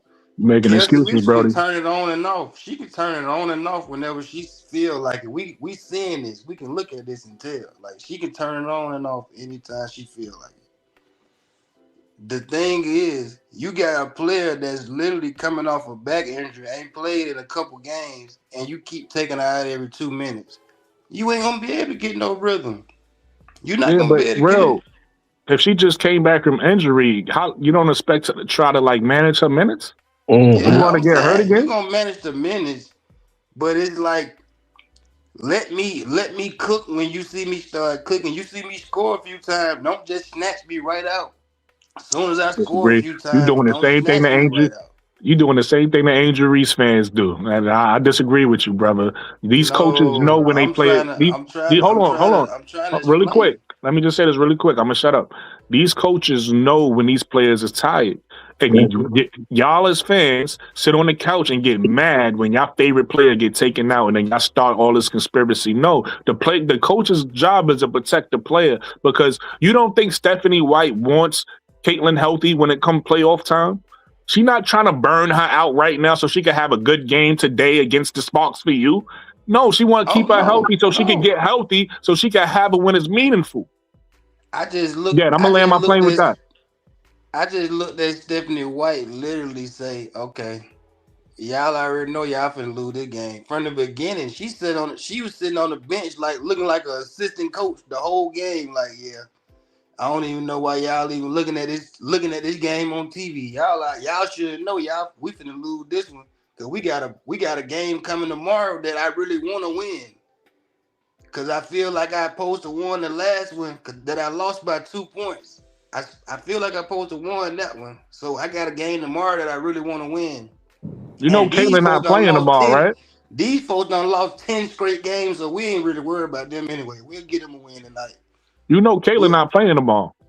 I know she ain't. So what's tomorrow got to do? Y'all got Aaliyah Boston tomorrow. Bro, we supposed to have to live Boston tonight. Sophie Cunningham Not come up according with to a Stephanie. Stephanie said Leah Boston is out tonight and she playing tomorrow. I know. That's stupid. You don't feel like that's dumb for a coach to Yeah, keep yes. she giving away the game plan. Oh yeah, CC playing tonight, but she won't be playing tomorrow. What coach in history I ever think did that? I honestly think it's cheating because what you doing is I think what she doing is saving their bodies, whereas everybody Load else is man. playing. Yeah. What coach I, in it's history has illegal. ever gave away the game plan before that day? I mean, it's been done before, but No, I'm saying um, what coach literally come on there and say, okay, I'm gonna tell you what player is playing today, and I'm gonna tell you what player playing today and which one playing tomorrow. Like you ain't even got to look at the report tomorrow. I'm gonna tell you she ain't playing tomorrow. What coach ever did that? I mean, I don't know real money. It ain't been I none. don't You feel ain't like never saw a real. if that's the reason why you lost, then you ain't got a good team. I don't feel like that's enough for to beat a good team. Bro, they lost because AB went in the paint. What they scored all their points at? Ray Burrell just went off. Yeah, We I just stopped we watching. just I didn't seen see the end of the game because I was doing this. I watched like the first three quarters, yeah. Ray and Burrell LA, just Ray yeah, Burrell. LA was just better. Like, Ray what's the name? Burrell. She The was the way reason they just won. Ray Burrell, Erica Willer played well. What's her name was locking up. Ariel Atkins was locking up. NECA was going off, and you know what I mean. They was playing. They was out. They outplayed y'all. The three bigs who will live Boston usually eat for dinner and lunch and breakfast and wake up and go and get the rest of them out the refrigerator in the middle of the night. They just had good games. The three bigs that AB usually eat alive every game. Like they just had good games. They looked on the bench and said, "What? Y'all best big ain't out here? Oh yeah, Mo Billings out here? Who? Maisha Allen? Man, come on." That's what just happened. We just literally looked at that and seen that. That's what just happened, man. If anybody can't tell that from the game when they was watching, like I don't know what else to tell you. It ain't even because of CC. She didn't even have no effect or nothing on this game. Like she ain't had nothing but a couple turnovers, probably about 2, 3 turnovers, and that was just because of stupid little. They was jumping in passing lanes and just taking the ball right out of hand. Raven Johnson just shot the ball damn near 10 times in the first half, and she probably was 3 for 10 or 2 for 10. some shit like that. If you heard everything I said, J Mar, I can't help you, bro. Nothing. I gave you 3 reasons why she's not a role player. Like, so like some people, I feel you. Like the same way you said, if she's my favorite player, I gotta do the same thing for you. If you believe something in your head and you believe it's true just because you believe it, even though I just gave you facts, if you believe it, cool. But role players don't play in All-Star games. I could tell you that for a fact. Role players don't play in Pro Bowl games. Role players don't play in All-Star games, bro. That just don't happen. But So Brooklyn, I don't know how much you know. You know she ain't been a starter number 1 year, don't she? That don't matter. That Yeah, don't matter. mean, What it started? don't matter, What I but you just know, said. it What I kinda- just said. Hold on. Come on, because we're not gonna play stupid. We're not gonna play stupid. Whether you a starter or coming off the bench, right? Has Kevin Garnett came off the bench before in an All-Star game? They wasn't even gonna pick 3 of them until she said You ain't so. answer my question. Did Kevin Garnett? Yeah. All right. Was he a star? He came up that year. He was a reserve. That year he Answer was a my reserve. question. The year that he came off the bench or any who is other. literally the best? He was an all-star, yes, but who are the best players, the starters in a all-star game? That's not necessarily true. No. They are statistically. But you want to know why? You want to know why? You want to know why it's not necessarily? Yes, it's supposed to be true, but it's not always. Statistically. Listen to what I'm saying. The statistics don't get you picked on the All-Star team, bro. So listen to. Yes, it does. No, it don't. You got real money. You gonna make me mad, bro? Listen to what I'm saying. Listen to what I'm saying. You get voted into the All-Star game. Yeah. You get what I'm saying? That's a fan vote. The fans don't always. The fans vote for their favorite. You get what I'm saying? So typically is what I'm saying. Typically, the best players do all starters. Yes, you're right, but that don't mean that it has to be. That don't mean that the fans is right all the time. You get what I'm saying? Sometimes the fans get it wrong. One year, I remember they voted in. What's my man? I forget my man name. Zaza Pachulia got voted in. We always go to the past and. We gotta go to the past. If you don't go to the past, I'm gonna send you down, bro, because I was having a good show. You're not gonna come up here and CC my show. We're not doing that. All right, cool. We got to go to the past because the past is what you know what I mean. The fans voted in Zaza Pachulia one time. Now I believe they stepped in and they fixed that. I don't think they actually went through with it. But my point is, the fans get it wrong sometimes. That's all I'm saying. But typically, yeah, you're right. The best players are usually the starters. But my point is, and I'm gonna land with this because I don't even know why we talk about this. I just wanted to say something quick to Jamal real quick. My point is, I don't care if you a starter or a reserve player. If you an all-star, you an all-star. There's only 12 of them. There's only 12 of them in the league. You either won or you're not. Period. You get what I'm saying? But Jamal, you can believe whatever you want to believe, brother. I'm not here to, you know what I mean? Like you said, we all got our favorites. You might not like Angel. It might not be your play style. It's not only 12. It's 20. It's they got teams of 12. They got teams of you know what I'm at? 24. My bad. 24. Yeah, 24 of them. There's only 24 of them. You're right. My bad. I was wrong about that. But guess what? I'm gonna keep it funky with this. You remember when the first ones came back, right?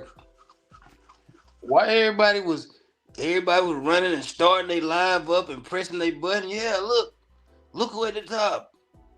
Look who in 6th place. Look who in 5th. When it came back to those second ones, everybody was always rigged. Always rigged again. Nah, they sent them back to the top. Now those 3 players starting. How all 3 of them went All-Star? How all 3 of them started? It's conspiracy. Call the government. Yo, J-Ma and anybody else, look, you seem like you knew. You probably a CC fan. That's cool with me. As long as you sound like when I'm listening to you, I'm looking at your comments. It sounds like you know basketball. You're not on no BS. So if you a CC fan, or even if you're not, I really don't care. But make sure you subscribe to the channel, Brody. Subscribe to the channel. And anybody else in here that's new, make sure you guys subscribe to the channel. Hit the like button for me. Run them likes up, and hype the channel. Also, J-Ma and anybody else in the chat that's new, if you guys want to come up to the panel and explain yourself, you could, you're more than welcome. You have, you have your space to speak. Won't nobody overtalk you. You can say your opinion, even if we disagree, it's cool. But you're more than welcome to join the panel. So I dropped the link again for anybody who missed the link the first time. But get real money Go ahead. I want you to do it and lay it on the platter so I can cook real Yeah, good. I'm Go finna ahead. and I'm finna. Leave it for me. I'm just trying to see if y'all gonna get over that 5-game losing streak tomorrow. That's all. Well, Well, that's one today. of my topics. So That's all I'm trying to see. if you patient, we could get into that because that's Yeah, actually let's one of the get into topics. it. I'm just All trying to right, see bro. Let is me y'all post this gonna keep link. sliding down that slippery slope, or are y'all gonna get back in that W column? Because I've been hearing a whole lot of sad singing Well, and it's the refs now. Now it's the let me refs say this. now. Let me say this, real money, because I remember when we beat the Fever, right? Yeah, One of the those things two you said. games, Well, about hold on, 7 games ago. hold on. One of the things you said was, "Oh, if y'all lost, you wouldn't have been on here like this." So I need you to give me credit because this is 5 now, and Yeah, I ain't go I've nowhere. been on. I I've been lost. on Okay, You so every remember let's month. I lost. I just because lost you threw that tonight. out I there. lost tonight. I'm still here. I No, lost but my tonight. point is you threw shots at me personally, Yeah, right? I Or lost. you. So I'm just saying. You see, I'm here. He know I'm Yeah, on every night. All right. 10 So o'clock, let's just. yeah. 10 I don't want o'clock to hear at that night, no I 10 more. lost o'clock tonight. in the When we morning. do No, we ain't hold gonna on, let you. because I don't want to overtalk. I want us all to have our space. But when Yeah, we do get back in the winning column, I want you to remember, like Bro Claude said, who was here when we was losing, right? Ain't nobody hot in their face. So let's be oh clear. nah, oh nah.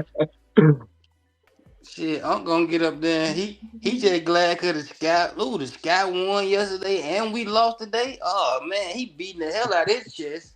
He beat his chest like goddamn King Kong at the top of the Empire State Building right now. Well, I'll just say this. You laid some things out, and I'm going to say this.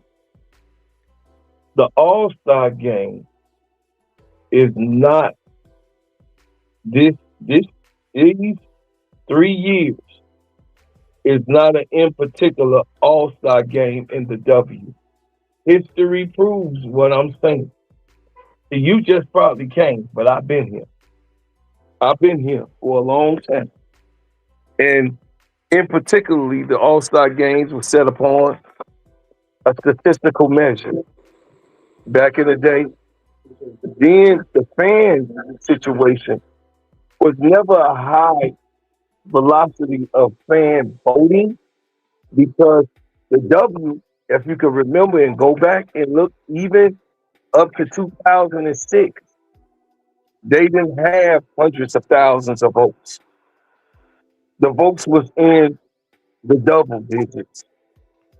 They was not in the threes and six figures. They was not into that. Maybe the most that you could get at a height, maybe 2010 or 20, I think it was 2015. It 2015, was 2024. no, 20, Maya Moore was playing. Your mic, yeah, we can hardly hear you now, bro. Cause your mic kind of sound funny. Maya Moore was playing. I believe it was 2015. Okay. And the measurement of voting mattered around that time. If you could remember back in the day, the merit system had always existed, and Brooklyn could attest to that. The merit system had always mattered in the WNBA. But when 2024 came, the fans came in droves because of Caitlin Clark and Angel Reese. The merit of everything dropped down to the percentage that it's at right now. But no, the merit system was always first, then the voters, then the Associated Press. That's how it went. Coaches had who they wanted on merit. Fans had their vote, and then the Associated Press put in their vote. That's who usually the Associated Press was the last decision of who was going to go where and what. Okay, this is not the old WNBA on merit. This is on fandom. So you're not going to tell me that a woman that is leading by 1.2 million in all social media, 1.2 million more than every single person that's on that board, have more fans and was outvoted. That does not exist. I agree with you. If you don't believe that, brother, you don't believe that the white man is the devil. So I agree with you. Can I piggyback off what you just said? And then you can keep going. I just want to say one thing to what you just said, if you don't mind. Go ahead.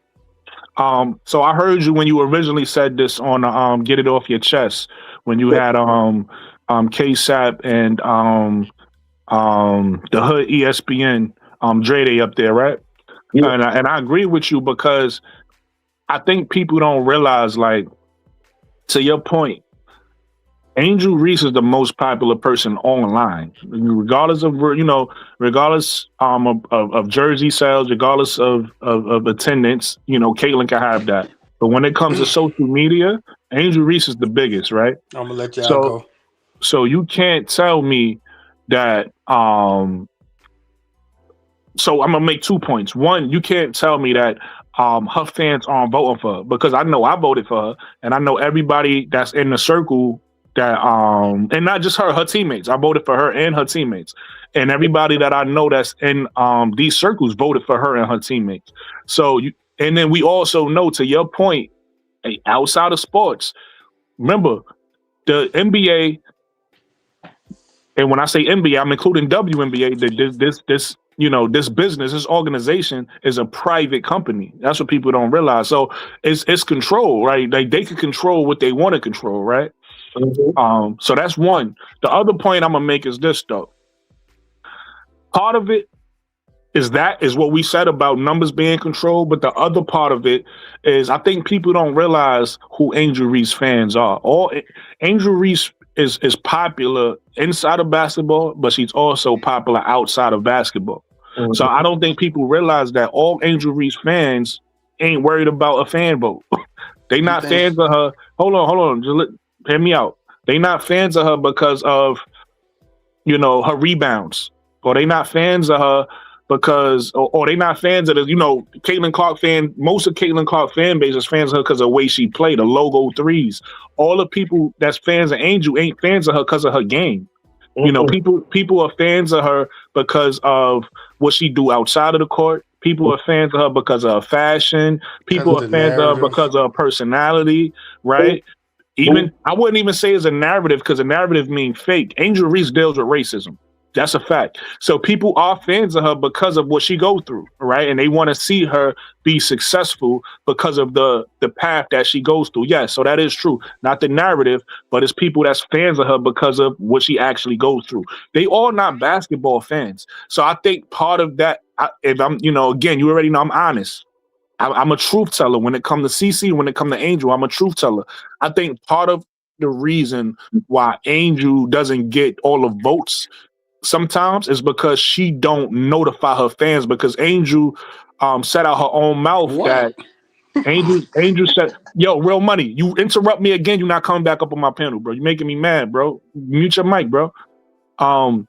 Angel said out her own mouth, right, that she want to keep the basketball, and she want her page as private, that have no like her page is like whatever fashion or whatever her social medias.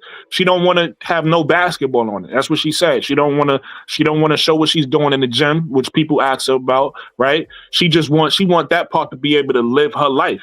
Well, when you do that, you separate your fan base, right? Because there's people that's here for the basketball, which is us. And then you got people that's here for her living her life, for everything she do off the court. Those people, when she living her life, ain't thinking about a fan vote, because they don't even care about basketball anyway. They not fans of, and that's another thing people don't realize. Angel Reese is a legit celebrity, right? Angel Reese is, and that's why I said this a year ago. I said this like a year ago or 2 years ago. Maybe I think it was a year ago. I said this like a year ago. I said, had some people on my panel, and I said, what if Angelina Jolie made a movie, right? She made her next movie, whatever it is, whatever her next blockbuster movie was, right? She shot the movie, right? Did all the celebrity stuff she do. Oh, but she got a passion and she nice at basketball, so she plays basketball in the WNBA in the summertime. You get what I'm saying? That's Angel Reese. A lot of people don't look at it like that, but if you pay attention, Angel Reese is friends with who? She's friends with Rihanna. She's friends with Beyonce. She's now friends with Michelle Obama. She's friends with Lotto. These ain't regular people. You get what I'm saying? Everybody not friends with these people. And when I say friends, that might be a stretch because I'm not saying all of them is her friend, but I'm saying these are the people she bumped shoulders with. And who are these people? They A-list celebrities. You get what I'm saying? Angel Reese is an A-list celebrity in the WNBA. But all of her fans aren't WNBA fans. It's a fact. So when we go vote, our WNBA fans is only a portion of her fan base. You understand what I'm saying? There's a whole nother portion of her fan base that's fans of her celebrity that's not voting because she don't go on her social medias, right? She might say something here and there like, yo, y'all need to vote for me and my team, something like, but she don't really promote it to the people who like, all right, what I gotta do, I gotta go on the app. Like to them it's difficult, right? Because they don't do this every day like we do, right? They just hear about stuff in the media maybe about her, but they not following Angel. So I think it's that twofold. It's the fact that Angel don't put a call to action of all of her fans, the ones that's outside of basketball, saying, "Hey, I need you guys to vote," because that'll bring in a whole other side, a whole more millions of people to vote, and then it's also we already know that the NBA is controlled. If you don't believe the NBA is controlled, then you ain't been watching, and they pulling certain wolves over your eyes. Like I don't believe everything in basketball is quote unquote rigged, but it's certain things that's rigged in basketball. And the players will tell you if you listen, people will tell you. And I'm gonna land my plane with that. So I think that's. So I agree. My fault for being so long-winded, bro, Claude, because I didn't want to interrupt. You was cooking, but when you said that day, I was thinking this that day, and I was just in the chat, so I couldn't share my opinion. But I agree. But I did write in the chat. I agree with you. I agree with you 1,000% in everything you were saying. Yes, it's a factual thing because I've been on this side with real money. My rap buddy, if I get my people, your mic again is a little low. I don't know what you before you was good, then it went out a little bit, and then it came back strong. So I don't know what you're doing, but your mic sound low again. Okay, can you hear me now? You sound perfect now. Okay, my rap fans, do not come to my podcast. My rap fans, let me say it again. I sold 1 million copies, legitimately. Go look it up. I ain't gotta tell you. Just go to Soldiers at War. You'll see Billboard charts. Period. 1 million copies. Certified. Certified in the Billboard charts means that's actual sale. They're not at my podcast, bro. Those people, 20 years ago, don't matter when the records were sold. 15 years ago, 16 years to this day, they're not on my podcast, brother. They don't even know that I got a podcast. Do or Die not on my podcast. They're my childhood friends. Brooklyn is on here. Those are my future conflict. Those are my childhood neighborhood friends who I seen in the hood on the corner. What's up, dog? Nothing. Going to the court. Those are my friends. They not on my podcast and subscribe. Bo Deal, I just did a movie with Tyrant. Y'all go check that out. Tyrant is new Tyrant the season 2. I'm in that series. Bo Deal ain't subscribed to my channel, and I ain't asked him to. Because guess what? This is something different. This is something totally different. You don't mix that. And I understand that. And what he's saying is 1,000% true. I want basketball fans on my channel who understand what I'm saying, who get it the day in, the day out. They don't watch the government. You think the thug ass niggas that I hang with and out here every single day sitting there going every single day to watch Chicago Sky lose? No, they're not. They are not. Oh, yo, what the team doing? Oh, they losing. They like, oh well, shit. You know what I'm saying? That's real talk in the city. So it's a certain thing, and what Brooklyn said was 1,000% true. Because I don't mix, I could go literally and go down with the 5,000 people just in my phone. I could call Snoop right now and just send him a text. Say, hey, big bro, this is what I'm doing, man. Want to support me and subscribe. He would do it.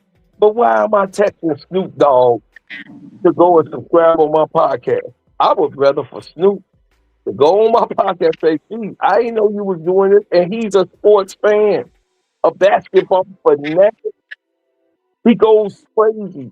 Literally, I could go to Big Dog and say, Big Dog, hey, I got a podcast, big dog. Would you subscribe to my channel? I'm not doing that shit. No, sir. Why? Because I know how to separate the two. Music business is music business. Podcast business is my podcast business. The people that come to my channel, who I thought that I was gonna come. Me and Brooklyn had a conversation way before you and way before this. I told Brooklyn, I was like, man, he said, what you gonna do, man? You gonna start having them on your channel? I was like, yeah, but no, I just really, he's like, hey man, do what you think is gonna be successful. This is encouragement and things that I got from Brooklyn personally. You remember that conversation? Because I was gonna have my channel for rappers and everybody. I was gonna start doing all the music. I didn't mix the two in because the algorithm gets it confused, bro. The algorithm wants you to be speaking on what you're speaking on. So I could easily, you see, if you go to my channel, if you go all the way down towards the search, you're going to start seeing music videos and seeing my sons and seeing my nephews, and you're going to see Crucial Conflicts, and you're going to see Do or Die in those videos on Steady Search and ENT. You're going to actually see Lil Tiller from the Sniper and all of them on that channel. I didn't ask Hold on, I'm sorry. Let me address this one comment real quick, bro, because I'm confused, and you keep going because I just want him to respond to this in the comment section. Who you talk about, Reginald? Who blocks people when they disagree with him? You not talking about me, so I don't know if you're talking about Bro Claude or I don't block nobody. Yeah, I don't know who he talking about. You can't be talking about Real Money because Real don't got a channel that I know about if he do. So who you talking about block people? I don't. No, I don't block nobody. Real Money. Yeah, that just threw me off. But go ahead. I don't like people lying on my name. Go ahead, Bro Claude. He threw me off with that. Real Money. Do I block people? Real Money. I'm about to cook both of y'all. Go ahead. but the thing is that I don't care. I don't care about what they say is not. Okay? We know the political thing. It's politics played just to get into the NBA. It's politics played to play college ball, bro. It's politics played in everything that you do. It's a political apathy about everything that you do. And all I'm saying is this. The politics of it all. The politics looks good for Caitlin Clark to be at the head in all three of the Indiana Fevers. Why?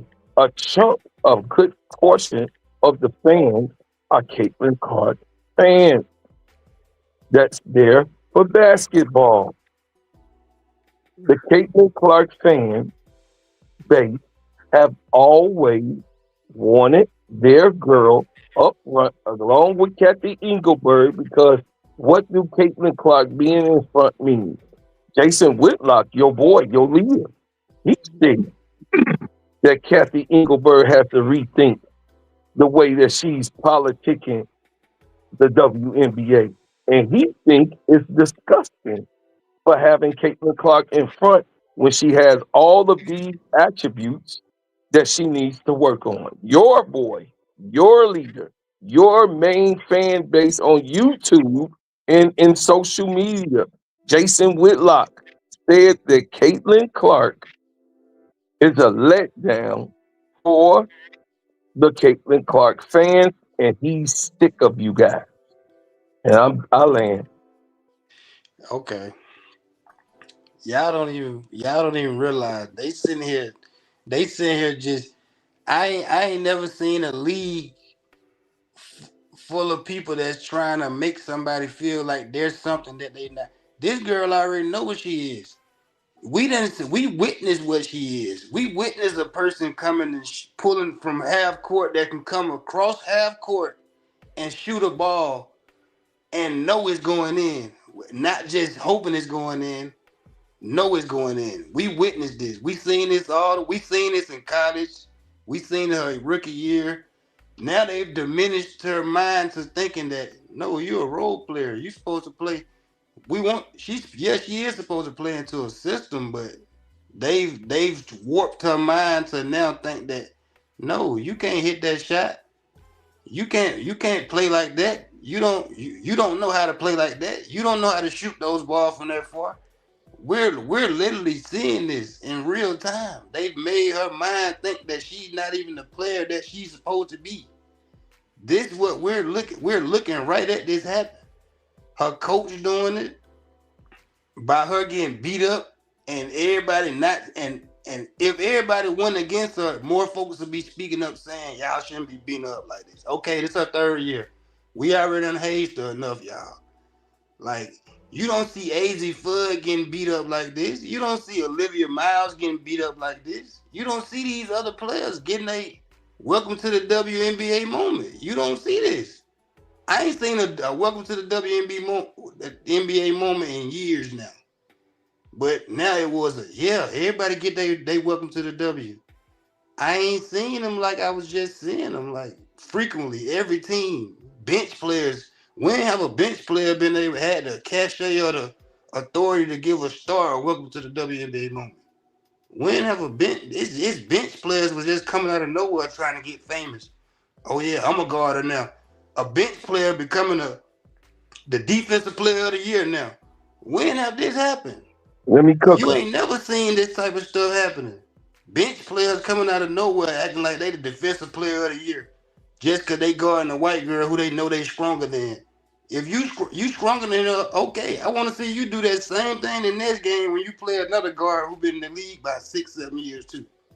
I want to see you do this same thing, and you don't see it. Just like tonight, Erica Wheeler, for instance.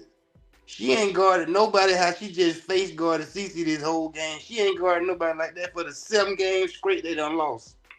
Now all of a sudden she playing again. You full court pressing. That's that on that. And the political thing and all the all-star votes and stuff, y'all already know how that go. We already we knew this was coming. We knew this was coming before it even happened. If she was or she or any of her teammates at the top of the list is automatically rigged. It's the fans did it. Uh, she got voted 11th, which for a fact she's not the 11th best guard in the league. She may be 5 or 6 or 7, but just to say, oh yeah, you the 11th. Kelsey Plum the 12th. These the top five. Both of these top five in scoring. Both of these guards top five in scoring in the league right now. Both Okay. of these guards who the players voted 11 and 12. She ain't got no real big social media following because like I know, half of the people that's following her probably not even interested in social media like that. Like they just looking at basketball, like you said. They watching her for basketball purposes, not to see what she wearing, what kind of car she got, cause she keeping all that private anyway. Cause she at a whole nother level where you can't even play around like that. Well, I'm telling you what kind of car I'm driving her. Cause you just seen a man literally was stalking her and just got years for stalking her, right? Yeah. That's what's really going on. You can't even she in a whole nother realm of this thing, bro. Like I don't get it when folks say Let me she cook. Let me cook. we know both of them stars. Both of them stars. Okay. Both of them became stars off of each other. Okay. If you want to say one was a bigger star or the other one was a bigger star, it is what it is. But Yeah. both of them stars now. Both of them way up there on Pluto somewhere. They big super mega stars now. They Yeah. name in every household. Yeah. And the votes is the votes. Who Yeah. gonna be the all star and who gonna be the reserve is the reserve. Everybody all stars again. I don't know why everybody just can't kumbaya and say, okay, this is WNBA. We know what's gonna happen, and let it just keep rolling, man. It's the narratives that everybody want to keep rolling. They gonna keep these narratives rolling just cause they gotta feed this. It's like YouTube don't even people don't even get it. YouTube like a monster. Everybody just feeding it every day. We just feed it every day. Okay, the Yeah. comments, the channels. We gonna feed this monster every day.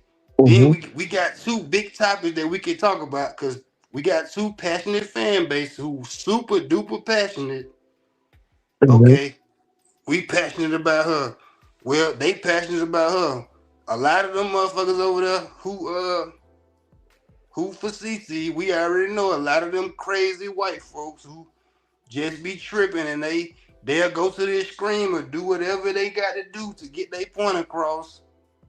And Mm-hmm. we already know it's a lot of what?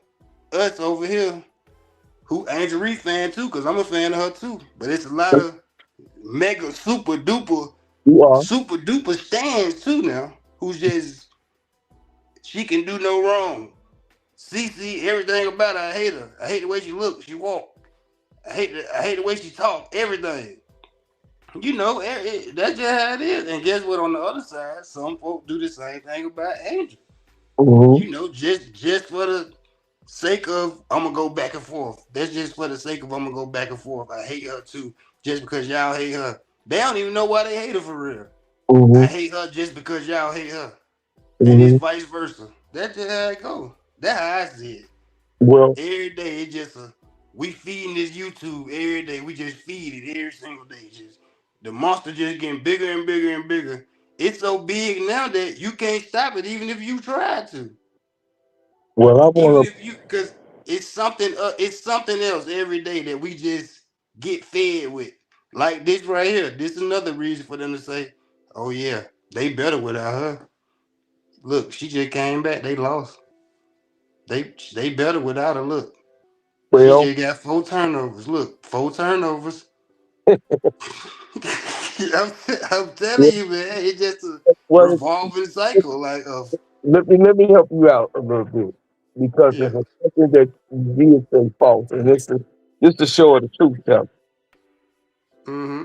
16 days ago, maybe 17 days now, didn't the Caitlin Clark fan praise Izzy Harrison? You said that CC is the only one that gets done like this, but I do remember and do remember, not recall. I do remember Izzy Harrison from behind Angel, threw her to the ground, which she's a bench player because the Sabri girl is the starter of that team, no doubt. Mm-hmm. Okay, didn't Angel just get thrown to the ground hard? And Izzy did not get kicked out the game, Yes, nor she did did. she get a up. She didn't get an upgrade, nor did she get a fine for something that was worse than what Caitlin Clark was second. Izzy Harrison was an actual contact throw down They from did. behind. Roll call. They did. They gave a flagrant two, and I mean, they but did. it took damn near a week. That's what I'm No, no, saying. no. It was right away. I'm just everything else you're saying is right. I'm just correcting you on that one thing. They gave her a flag. They reviewed it. They gave her flagrant two, and then she was No, I'm ejected. talking about the fine. I thought you was talking about the fine. No, I know they Yeah, upgraded the fine, but I'm yeah. talking about the fine. Did they give her a fine? Oh, okay, It was so no I'm fine. right. They Oh did yeah, not. yeah. You talking about a fine? And yeah, I just thought you said they didn't kick out the game. They kicked out the game. No, they kicked her out the game. She Yeah, got a flagrant two. yeah. No fine though. No fine, right? Right. Right. Okay, that's what I'm talking about. There was no fine. There was no hoopla. Matter of fact, it was praise for Izzy to come to the fight the last time I saw. So when real money said nobody getting done like this, but Caitlyn, no. Angel is hit every single game, not some of the games, every game. And she had the first welcome to the NBA out of both of those rookies. She had the first one with a grab by the neck and thrown down to the ground. Her rookie year by the same person that got kicked out the game and fined. So, real money. That's not just Caitlyn. And this is why I deal with the Caitlin Clark fan. You guys perpetuate and portray it's only Caitlyn. No, it's not. No, it's not. That's a lie. That's an outright lie. We telling the truth. Angel get more punishment than you can ever imagine, in which you know down low by every single 4 and 5 in this league. Facts, not fiction. Brokaw, can I remind you about something real quick? Is that Go okay? ahead. Go ahead. Let me remind you, and this is so I could take it off of both Angel and Caitlyn. Remember when Tahina Pow Pow ran into the screen of BG and hit the ground? Absolutely. He said nobody else, right? Remember with Caitlyn? Remember, I think it was last year or 2 years ago. I think it was last year when Jordan Canada was going for the layup and Caitlyn grabbed her around the neck and threw it down under the stanchion. It was no call. No call for that. And Caitlyn did that. So absolutely. Stop it with the narrative that Caitlyn getting beat up and everybody else. You remember 2 games ago when Angel was acting like she was going down for the ball and punched this girl in the face right up under the goal and damn near scratched her eye out right under the goal? Y'all don't remember that game? Y'all don't remember like 2?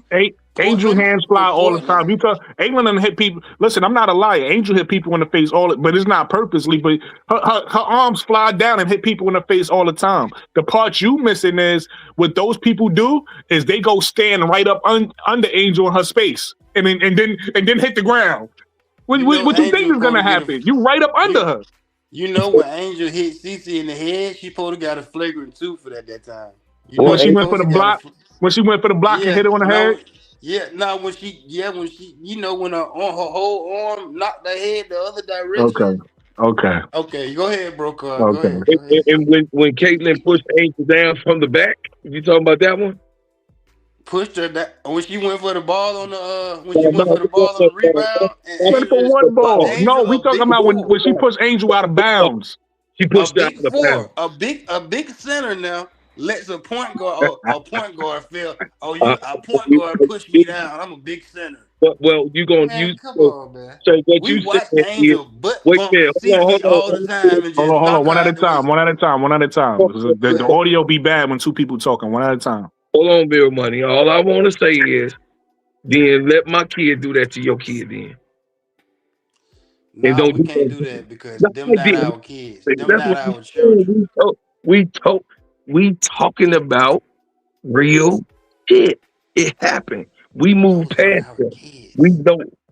Yeah, because Angel was a kid to me. I mean, I got daughters the same age as her. She's a kid to me too. So that's what I'm saying. So the thing is that we talking about these young girls, these young ladies, and stuff happens. This is the WNBA. It is rough. Cheryl Swoops got hit in the eye and was out for 6 games. 6. Stop it. In 1998, stop it. So this after she come back from a baby. So, bro, it happens. They got tired of them winning so much in Houston that Cynthia Cooper contested that they were trying to literally hurt them so they wouldn't win another championship. Do you remember that? They were literally trying to hurt Houston players. Tina Thompson was out 4 weeks with a broke finger. Listen, this just don't listen, man. This is basketball. And when we come to Hey, politicizing, you fed right hey, into bro, my Claude. narrative. Go When you ahead. no, I'm not. I want you when you finish your statement. I want you to read Reddit because I feel like you probably have a good response to this. I want you to read Reddit Milky Way's comment and respond to that. Yeah. Love Land Pretty your Milky plane. Way. Hey, really? I miss you, girl. I love you. Says you got one Republican that says Cece is being targeted. Yeah, that went up to the courtroom. Cece is being targeted for her color. What the hell is Angel being targeted for? Cece hasn't received half of half the crazy files Angel received. They literally elbow and whack Angel 24/7. And I said that, and you 1000% ready. You have four people, real money, four on film holding Angel Reese by her waist. One player is holding her by her shoulder. The other one grabbing her left hand while she has her right hand in the air. And the next player is pulling uh, Angel down from a rebound on the links. Right? Bro, we talking about the most flagrantly fouled player in the It's both league. of them. It's both of them. No, it's only one of them. Cece. That's the She's the whole most thing. That's flagrantly fouled player. It's on foul. This is statistics I'm not talking on about. foul. That's white people complaining about their player being hit. She Us as this black this people, we know what we got to do. We know she got the we most not gonna get no flagrants call. against her every year she played. Angel is not getting calls, bro. She's literally not Hold on, getting. really quick. Let me just respond to this comment. Reddit Milky Way. Hold on, first. Let me hit the. I don't got the money sound effects yet, like y'all big dogs do. I gotta get an applause. Reddit Milky Way says, "Thank you for the $9 super chat. Oh, excuse me, the $10 super chat." She says, "Hey, bro, Claude." I'm gonna say it like how she would probably say, "Hey, bro, Claude." So I love her. That's my girl. Pretty Milky Way started our channels off. She wanted Yeah. 10 toes down. Yeah, So she one of the most loyal. Shout out to Reddit Milky Way. There's a few of them. ADP, Reddit Milky Way, a few others. I don't want to leave nobody names out, but y'all know y'all are. Shout out to you guys because y'all the backbone and foundation of what we do because y'all always support, especially in my channel. If I speak about my channel specifically, Reddit yeah, Milky Way is always showing me support. Her Gamble. Shout out to Gamble. gamble. When I first started, ADP was in here, but now she's doing her own thing. ADP. So shout out to ADP. But Yeah, yeah, T shout out to Carmella. everybody. Yeah, Tika Miller used to be in here. She don't, she hasn't been back lately. But shout out to Tika Miller. Like I said, some people, I took a break, a hiatus. I'm make a long. I ain't even gonna get into what I'm going through, but I'm going. Remember, all right. So, Broom, the perfect person in here is Bro Claude. Bro Claude, about a year or two ago, we was talking, and we was talking about being blackballed, and I was saying like my energy, the type of mindset I got, I was like, you could never be blackballed, depending on if you allow somebody to stop you or not. Right? That was my logic. Right now, what I'm going through, I could be crying about it. I could be sitting here blaming everybody about it. I ain't that type of person. I could be sitting here complaining about it every day. I ain't that type of person. But I'm going through something right now where somebody pretty much tried to, and I ain't gonna say blackball because that's a stronger word, but try to stop me, try to diminish me, or whatever the case may be. And then along with that happened, and some other things happened in my life simultaneously. So I had to take a break from this. That's why y'all ain't seen me in a while. I've been handling real life, which I'm still handling it. I ain't even done. Nate been hitting me up to get back on this, so I came back and I started doing this earlier than I wanted to because I wanted to get back everything first and then start doing this. But I just started early. But my point in saying all that is, I'm the type of person that's gonna always, no matter what I'm going through, is gonna keep thriving and striving. I ain't gonna let nobody stop me. So and then you was in here. Me and you had the conversation. Me and you was having a conversation. We was talking about that about a year or two ago. So it's perfect that you in here for that. But yeah, so since I took the break to bring it all home, and what I was saying, since I took the break before, it was certain people. I'm trying to get my audience back, or not necessarily my audience, because there's too many of us doing it. So I know people jumping from channel to channel. So what I'm trying to do is develop an organic audience of my people, so that I won't be competing when Bro Claude is live, or when Keisha is live, or when the trio was live, because that's what happens. All of us are really, if we being honest, is KSAP. Shout out to Big Bro KSAP. All of those people are really KSAP audience, and he allowed us to share them. Right, he allowed us to use his audience. So it was like, being now we all come from the KSAP tree, and we all live at the same time. They got to make a decision. 80s is live, Bro Claude is live. So it's too many people. So what happens is, I'm not saying shout out to all of them. I'm not saying that they don't support me. They do. It's just that it's too many of us. But you's only one of them, right? They can't support all of us at the same time. So I'm trying to build an organic, my own organic people, not KSAP's people. My own organic people, so that I don't have to worry about, damn, I'm live the same time Bro Claude is live, so now they got to decide. I'm live the same time the trio was live, now they got to decide. I'm live the same time Players Club is live, now they got to decide. I'm trying to build my own organic base, because a couple people, everybody I named is loyal, and everybody I named held me down at one point, but hasn't been lately, and I don't take it personal. It's just that it's too many.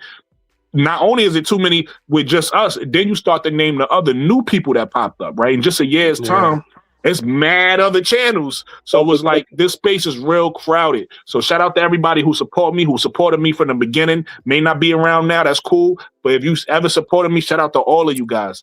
But I'm trying to shout out to Reddit, because Reddit never left. Reddit been here, like Reddit here every day. So shout out to Reddit Milky Way. Shout out to Gamble. Shout out to people like that that's here every day. Shout out to you guys. And shout out to the new people, because I got a lot of new people that's starting to be in tune with me. Shout out to MVP. Shout out to Love Me Some Me.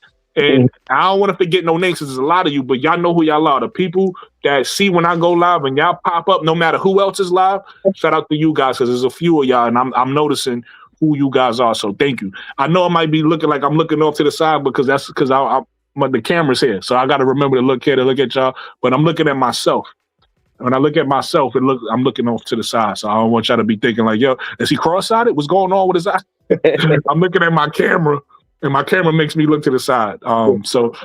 Shout out to all you guys that's loyal. But like I said, we all really from KSAP tree. So shout out to Big Bro KSAP for allowing us to share his audience and getting us started. But everybody is really from his tree, so that if 5 of us is live at the same time, they can't split themselves in 5.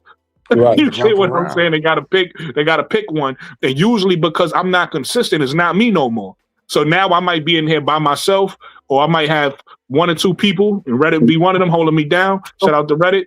And that's how it would be. So I'm trying to build an organic audience where I'm not taken from KSAP tree.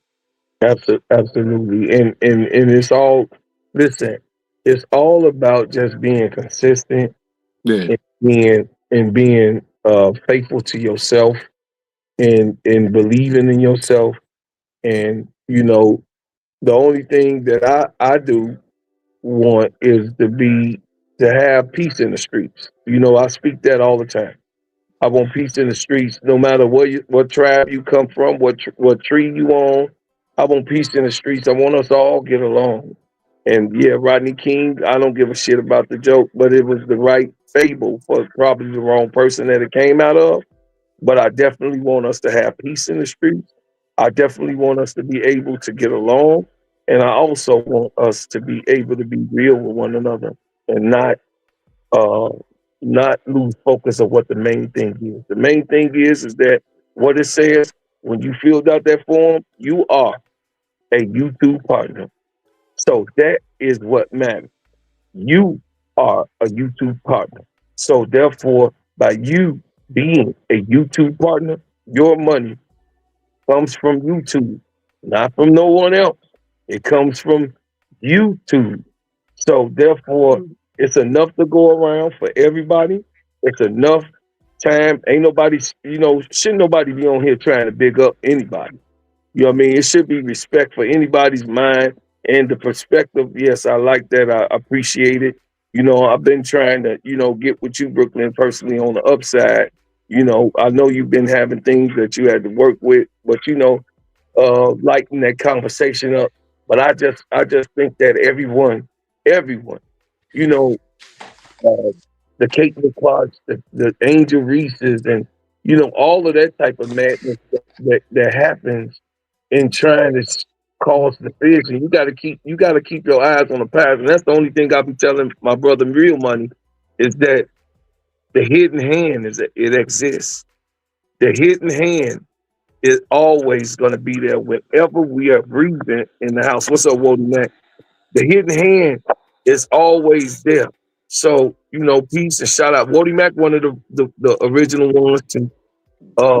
So the thing is that y'all, I came up here, bro, just to show you some love. I seen you was live. The notification came on. I came to, you know what I mean, to blaze up and took me a money. Okay. Hey, Took my nephew, but I just want to say, man, I love you, appreciate you. I think that you're doing a good job. Come on back. We still gotta have that conversation. But this right here is definitely, you know, I used to talk to you every day, bro.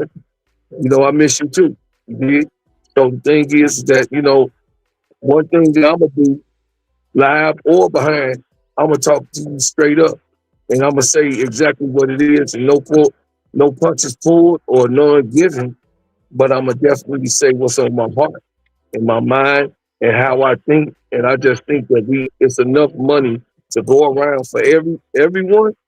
And also, it's no reason to hold no grudges for anybody. That's as far as myself too. But you know what I mean? You fuck with who you fuck with. And you know what I mean? And you're around who you're around. And build your stuff organically and continue to be successful because Allah know your way. He says in this, and then I'm getting off of here. He says in the Holy Quran, he gives no one man, anyone else's blessing. He gives each and every last one of us our individual blessing, and those ones who work others more than others, the more of the love will be given from him. The blessings will be given from him.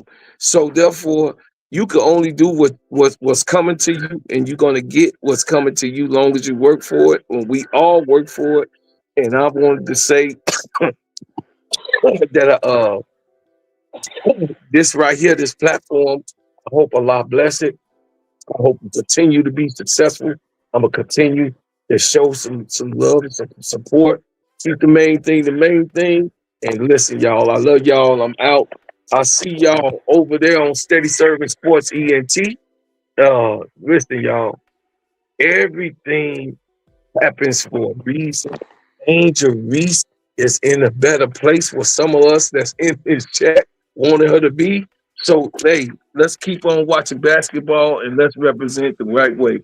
I love you, bro. Let me say one thing before you leave, and it's not even a conversation. I just want you to listen to it. And then if you want to talk about it later, we can.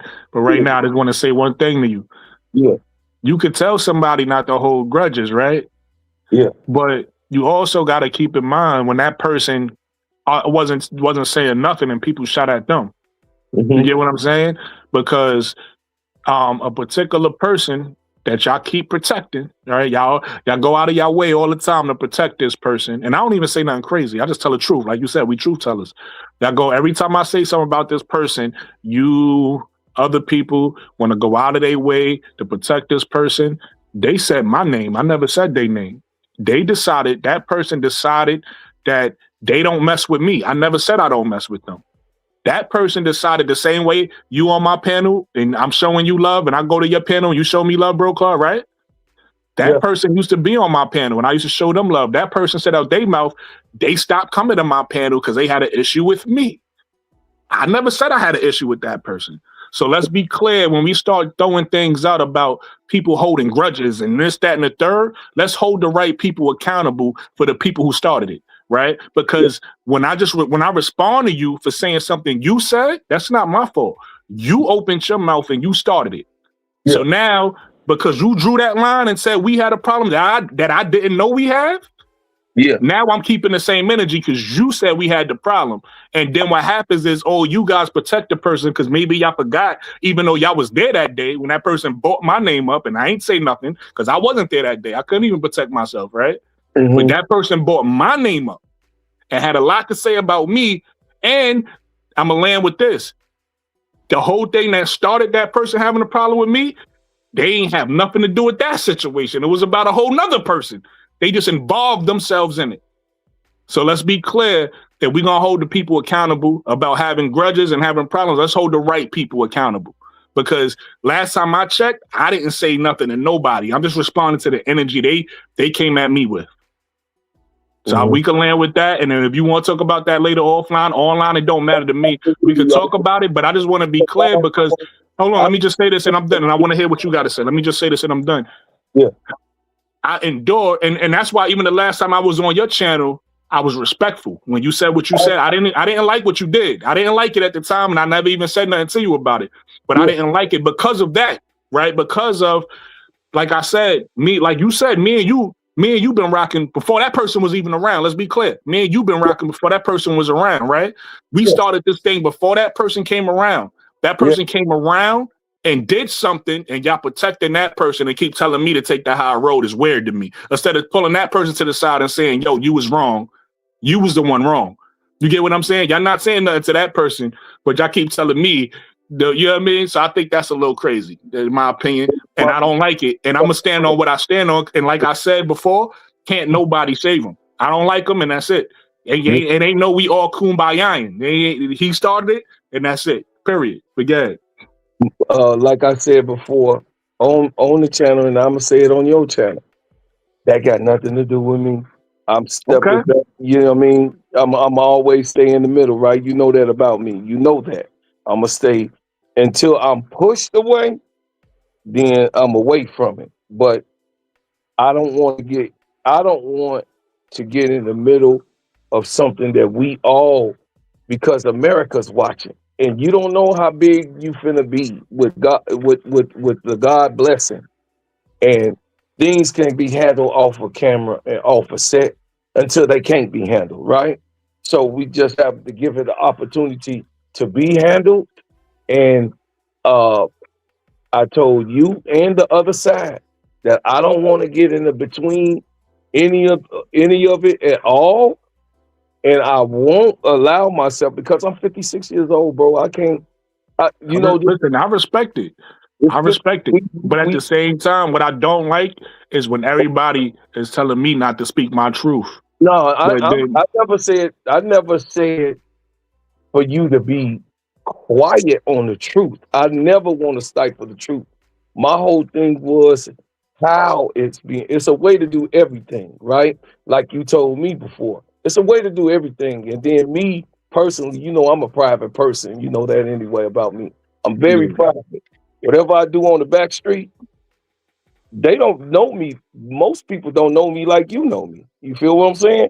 They don't. And you know that, and you can attest to that. Some of my private shit, you know what I mean, outside of Keisha, you know what I mean? Keisha know me thoroughly, and ASAP, and the ones that I hope, they know me. So, you know what I mean, and been around me longer than you have, now because you have branched off and did whatever. But the thing is that you know enough of me to understand that, hey, Big Bro ain't got nothing to do with this. Big Bro trying to stay out of it. Let me not get mad at Big Bro because he not. But see, here's the thing. I don't have no issue with what you're saying, but you, and not just you, other people as well, include yourselves in it when y'all start to commentate. When y'all start to feel like y'all could, like, again, last time I was on your show, right? We was talking about something, and I wasn't even talking about a negative situation. I think we was talking about Olivia. I forgot what we was talking about, but I had to reference that because it went to that. And then all I said was what I said about that situation, and then you gave me a whole long lecture. So that's including yourself. I don't want. That's including yourself.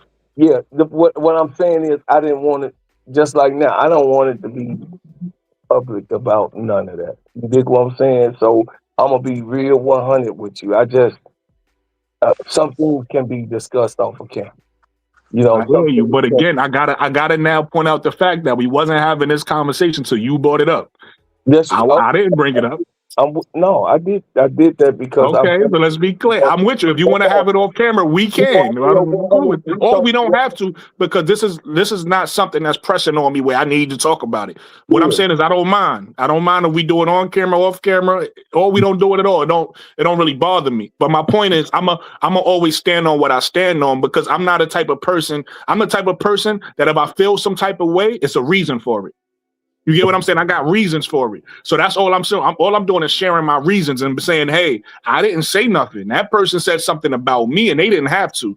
They chose to do that. And ain't nobody holding them accountable the same way. If I say something, y'all want to hold me accountable for my words? Ain't nobody hold that person accountable. And I think that's crazy because y'all knew me longer, right? But I called you several times. And I will continue to call you. I haven't gotten no call for you, by the way. Just let you know. I don't ignore calls. I ain't getting no call from you. On Instagram. Remember I say I need. I don't ignore calls, brother. I ain't getting no call from you. I'm not saying you lying. I'm not saying you didn't. I'm saying I ain't getting no call from you. No, it was months ago from when you said you was in something right then. You remember that? I wouldn't have ignored your call if I got your call. Maybe it didn't go through. I don't know what calls. Okay, and then you say you were gonna get back to me, so you were busy, and I understand. Okay, I don't remember that. Maybe I forgot. But you want to call again? We can talk. Yeah, that's on our law. That you okay. I believe you. You ain't got to want to lie. I believe you. I'm just saying, like, it's not like I wouldn't ignore you. Is what I'm saying. No, I didn't take it as no. I just felt that you was busy. Shit, you didn't get back because you was doing whatever. Ain't like girl. Shit, I ain't one of those. I ain't one of those ones that's sensitive and thinking everybody out to get me. No, I ain't one of those ones. I'm one of the ones that I'm a straight shooter. I'm a shooter how I come, and but then I ain't gonna be sore. People can talk about. Listen, you know one thing about me, and I'm gonna leave it here. Yeah. You know, I laugh at people that talk about me. Yeah, it don't bother me. I'm not upset. I don't know if you notice. This is how I feel. Like I'm talking about not even right now. If you ever see me go live, I'm in that mood. I'm not upset. I don't care. But at the same time, some things is principle. So it's like just because I'm not, like you said, I'm not upset. It don't bother me. I'm not even mad at the person. I just don't F with them, and that's cool. Like we don't F with each other. That's fine. But what I'm saying is, I didn't start it. I'm not the one. That person did. That person need to. What I say on my channel all the time is I'm big on accountability. That person is not taking accountability for their actions. So we gonna have a problem until you take accountability. You a grown man. Yeah. You get what I'm saying? Take accountability for your actions. If you don't want to, cool. We don't gotta have beef or none of that. But I don't rock with you. It's that simple. Because you started it. I did. Conversation, and I hope it comes to a conversation that can be squashed, but I really think that anything can be handled in faith. And you know, I'm gonna stay on my principle as Islam is. Listen, everything don't even. I'm gonna keep it. I'm gonna tell you something. You know, that's because we outside. You know what I mean? If you outside, we outside for real. We not just on this internet. Everything don't even need to be squashed or addressed. Sometimes things just really ain't a problem. You over there, I'm over here. We don't gotta be cool. The problem is we got mutual people we act with. So that it because I'm gonna keep my distance. You get what I'm saying? Y'all got y'all little thing going. Not shout out to y'all. I'm gonna always support you and everybody I rock with. I'm gonna support, but the people I don't rock with, I'm gonna keep my distance. That's just how I give it up, and and there ain't nothing wrong with that. It don't gotta be a problem. Like I'm cool with not being cool with everybody. You get what I'm saying? Cool with everybody. They don't need to be resolved. So some people just fuck boys. It is what it is. Man, I gotta get out of here. I got to get up in the morning. I'm doing the shea butter as we speak. I won't get done until another 2 hours. But I love you. Gone with your glazing ass. Real money. Hey, real money. Got the jelly on his chest.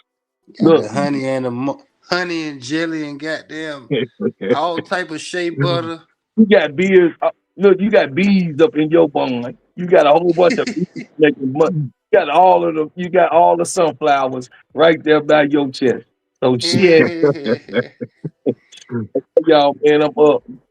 So, yeah. All right, be safe. Yep. But yeah, let's get back to this basketball. Listen, everybody in the chat, man. I hope y'all was entertained. Nah, look, this is day. I seen them damn comments that were coming up there too. Jonathan, oh no, you ain't telling the truth. We need to get back to calling him fake money. That one made me laugh. Nah, T. Camilla. Not T. Camilla, but Reddit. Reddit. Nah. We ain't going for that, Reddit. That was Reddit, you funny. block. Reddit, you blocked me too. I can't even Listen, see you your be comment. saying you be saying some stuff. See, I understand, and I let you rock, but you be saying some stuff sometimes in chat. Yeah, I be in the chat rocking now. You could, cause I got to fight against you. You don't understand. I come in all Angel Reese chats. Yeah, Like just these, not all of them, just you. You know what I mean, and that family you just named. yeah. I come in all they chats. So you gotta understand, I'm fighting against these people every single day. I'm fighting against That's them. your I fault, say though. something, they say something back. I say That's something, they say. but You say look, that's what? your fault. Oh no, I'm cool with it. You know, No, but I don't be. I just don't want to interrupt you. I'm gonna tell you why when you're done. Nah, I be cool with it. You know, it ain't no big thing. I ain't like I'm just. I be coming out saying no You weird missing my stuff and point. egregious stuff. I don't say no weird egregious No, no, stuff no. You anyway. missing my point. When you're done, I'm gonna Yeah, tell I you why. never do that. All right. So look, I'm gonna tell you why. Right. You know that this is the pro Angel Reese chat, right? Yeah. But you also know that I will support Caitlin Clark. Like I ain't gonna just hate on her. You get what I'm saying? Yeah. Like if he do something, you know that this is a safe place for Caitlin Clark fans, even though this is a pro Angel Reese chat. You don't go in these other chats who and I'm talking about the ones who like really F with CC for her basketball, right? Like that's cool. And I just like, yo, I ain't on that black and white stuff, right? Yeah. I like basketball. You don't tell them like, all right, yo, there's a chat over here where y'all could come, where you could kind of even the numbers out. Have some CC fans in the chat where you don't gotta Nah, fight. cause You don't tell people about the Brooklyn ladies with their perspective. no, So it's your them. Cause fault. guess You what? in here by Guess what, yourself Brooklyn? because you want to be. Them people not. Them people literally. Guess what? Half of them people they already know about these chats. They not coming to these chats because they already know they ain't gonna. They gonna get marked out and That's goddamn not pushed true. out the door. Not over here, but No, but what I'm saying is it's true depending on what they say. If they come over here and they on gonna say some, something. They ain't gonna come like that's what me. I'm saying. I'm They not talking coming about saying them. whatever they feel I'm not talking off about the them. top of their head. Do you know Chris? Real Money? You know Chris Chris. that he a white boy that be coming up here sometimes. I don't know if you know him. Chris. Nah, I don't You know. ever heard I've him? never seen him on thing. All right, he a CC fan. He don't get true. He be you know what I mean?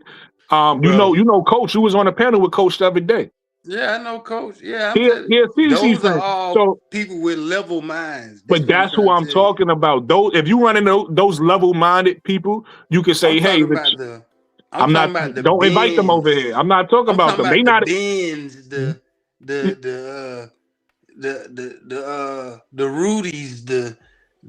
yeah, I know who you're talking about. F them. Yeah, I'm the not talking Rudies, about the them. bins, I'm the talking about the damn. people that's cool in they chats. If you meet somebody that's another CC fan that ain't going for the BS, you could be like, yo, there's a chat I rock with over here. And then you could have, let's just say you get 15 of them. You can have, whereas now y'all could argue. And it's like, as long as it's about basketball and it's not disrespect, it's cool. Nah, You're going to have this CC, what I'm trying to CC tell fans, you. as long as it's about basketball. As if they talking about race and all that, I don't, they not welcome That's over what here. I be trying to do. And 85 to 90% of the time that I'm in chat, that's all I'm trying to get it back to basketball. It done these chat. We don't even understand how far along our chats done got. We don't even understand how far along our chats done got. We don't understand it. We Mm-hmm. don't even understand our chats done damn near turn into political debates every day. Yeah. We may watch basketball sometimes. Or see, it was 3 games, it was 2 games on the night. You didn't see not one watch party from neither one of the ones that I be naming that I be jumping in. We ain't see not one watch party. Get what they were talking about. The Marcellus dude, the this and that dude, the what Congress said, and this. I was like, man, it ain't even no use. And when they get to going, they get to going. It ain't even no use to even trying to get them off topic, because when they on topic, they on topic. You can say, oh, let's get back to basketball. Oh nah, he doing too much right now. Boop, then get what you did. Get what you just did to yourself. now you can't. Now you can't say nothing if you wanted to. You can't Got say you. nothing again So unless look, you we if you even wanted to no more. Like that's we how we it about go. So half we of about the to time I get just sit and listen to the debates. back to I basketball seen right Reddit. now, and this the topic you actually want to talk about. So we're gonna move on to this topic right here, and we're gonna talk about the Atlanta Dream 5-game losing streak. Um, What about it? let me pull up my notes over Cause I'm here. hot right now. I'm kind of mad right now. We just It's all lost right. tonight. So It's all right. It's yeah, all right. and Reddit. So I did see what you said, Reddit. You so blocked me um though, Reddit. so listen, getting back to basketball, right? Talking about the 5-game losing streak. Hopefully, we snap it tomorrow. We play Seattle again. Um, hopefully, that offense, we can get back to making shots. Right? We've been in a slump. They missing. First of all, the last game we lost, I felt like we deserved to lose it because we missed too many free throws. Right? No, that was a So fluke. That was a fluke. Y'all gonna so beat Seattle anyway. I already we'll know see. that. We'll see. Listen, we'll see. But my point again, we missed too many free throws, so we deserve to lose the last game. I'm not talking about versus Seattle. The last game was versus Valkyries, I think. Um, we Oh we yeah, lost Val. the last game we lost. We missed about 7 and 8. I don't know. I didn't look at it, but it was a lot of free throws we missed. We deserve to lose. And on top of free throws, our field goal percentages have been abysmal. Right? We shooting. So we added Shateri Shateri Walker Kimbo, if I'm saying her name correctly. I apologize if I didn't. We added her. She's used to the offense, so hopefully she's able to come back and fall right into the rotation. Um and But yeah, so the reason why we losing is because and that's why I think Shatari could help. The reason why we losing is because when we do win the 4-game streak we was on, when we beat, I believe it was the the Mystics, Indiana twice, and then we beat Toronto. When we won those 4 games, we was consistently getting 5 to 6 people in double figures, and really 7 because I think Izzy Borlace was like one off. She was like had 9 points, so we was getting at least 7 people in double figures, and Mm-hmm. our losing streak, right? The 5-game losing streak we on right now, we only getting 4 people in double figures, right?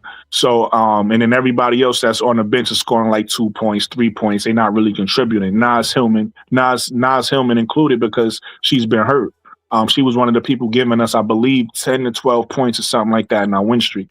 So, we got to find a way to get back to that, to get more people contributing when our star players, which is Alicia Gray and Ryan Howe, when they shots is not falling, when they struggling, we need to find ways to get other people going, so that we can still win these games with our defense. Because we've been pretty solid on a defensive end, we just been losing in the end. Like when on the games where we close and we've been losing, so our defense been holding up, but we haven't been able to make shots to like win those games.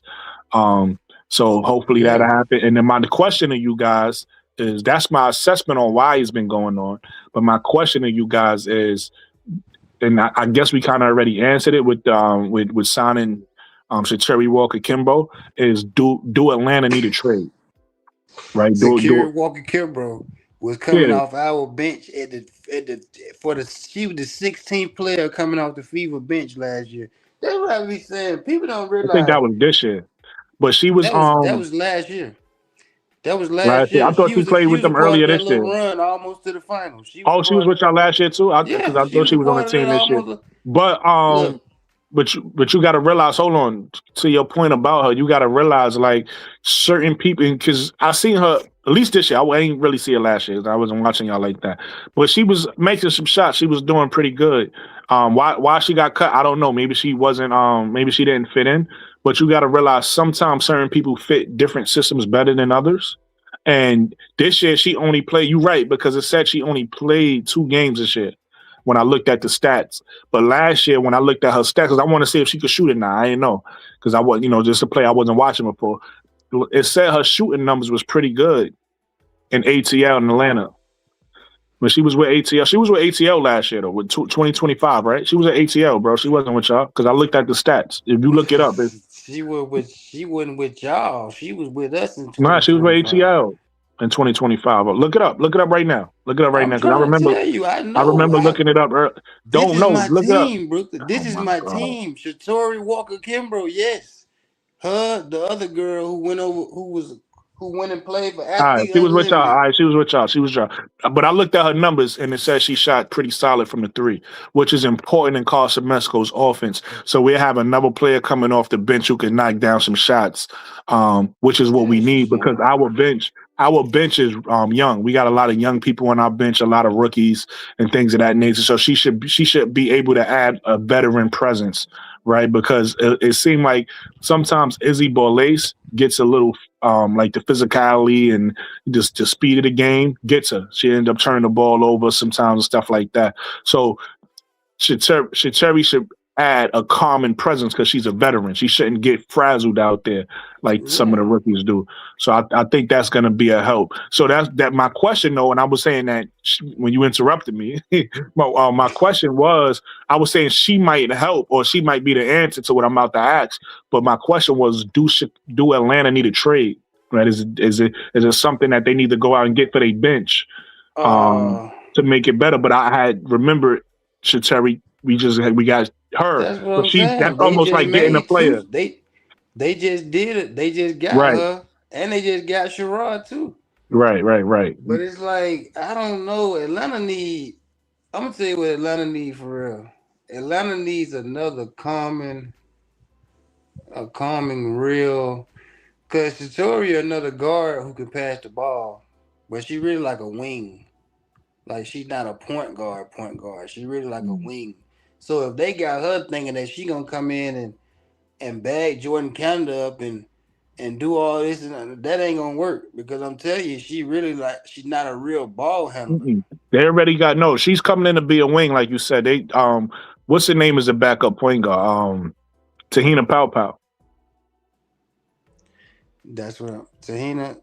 I ain't gonna lie to y'all. Tahina supposed to be on a. She supposed to be on a one of them contracts. One of them.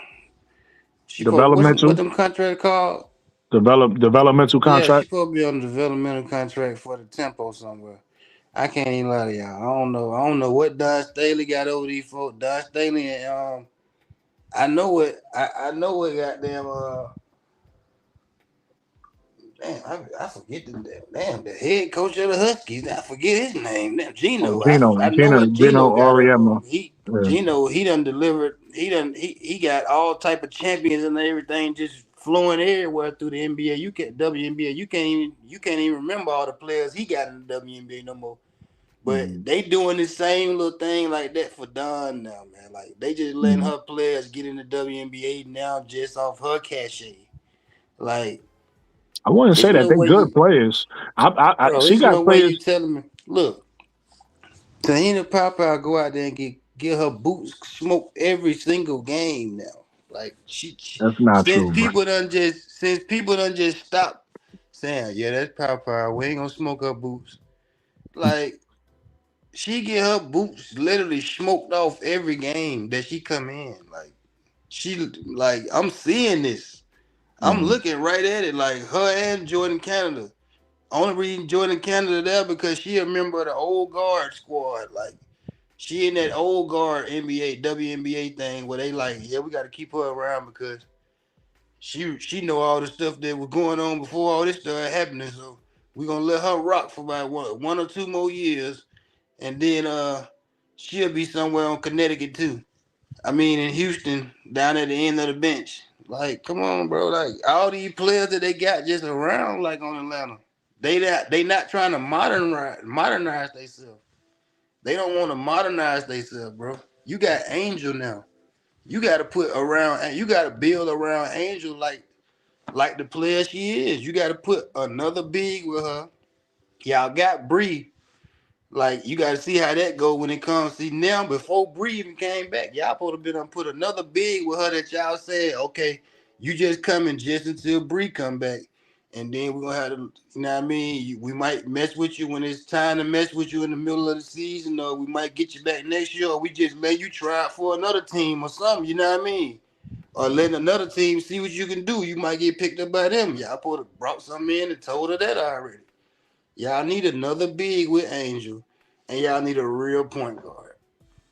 That's the only the way I see it going somewhere. Because you got two snipers. Y'all got two snipers. But they just don't want to handle the ball. They can't handle the ball. When they get the ball, they go Kelsey Mitchell mode immediately. They thinking about scoring immediately when they get the ball. They not thinking about what's the next play I can make.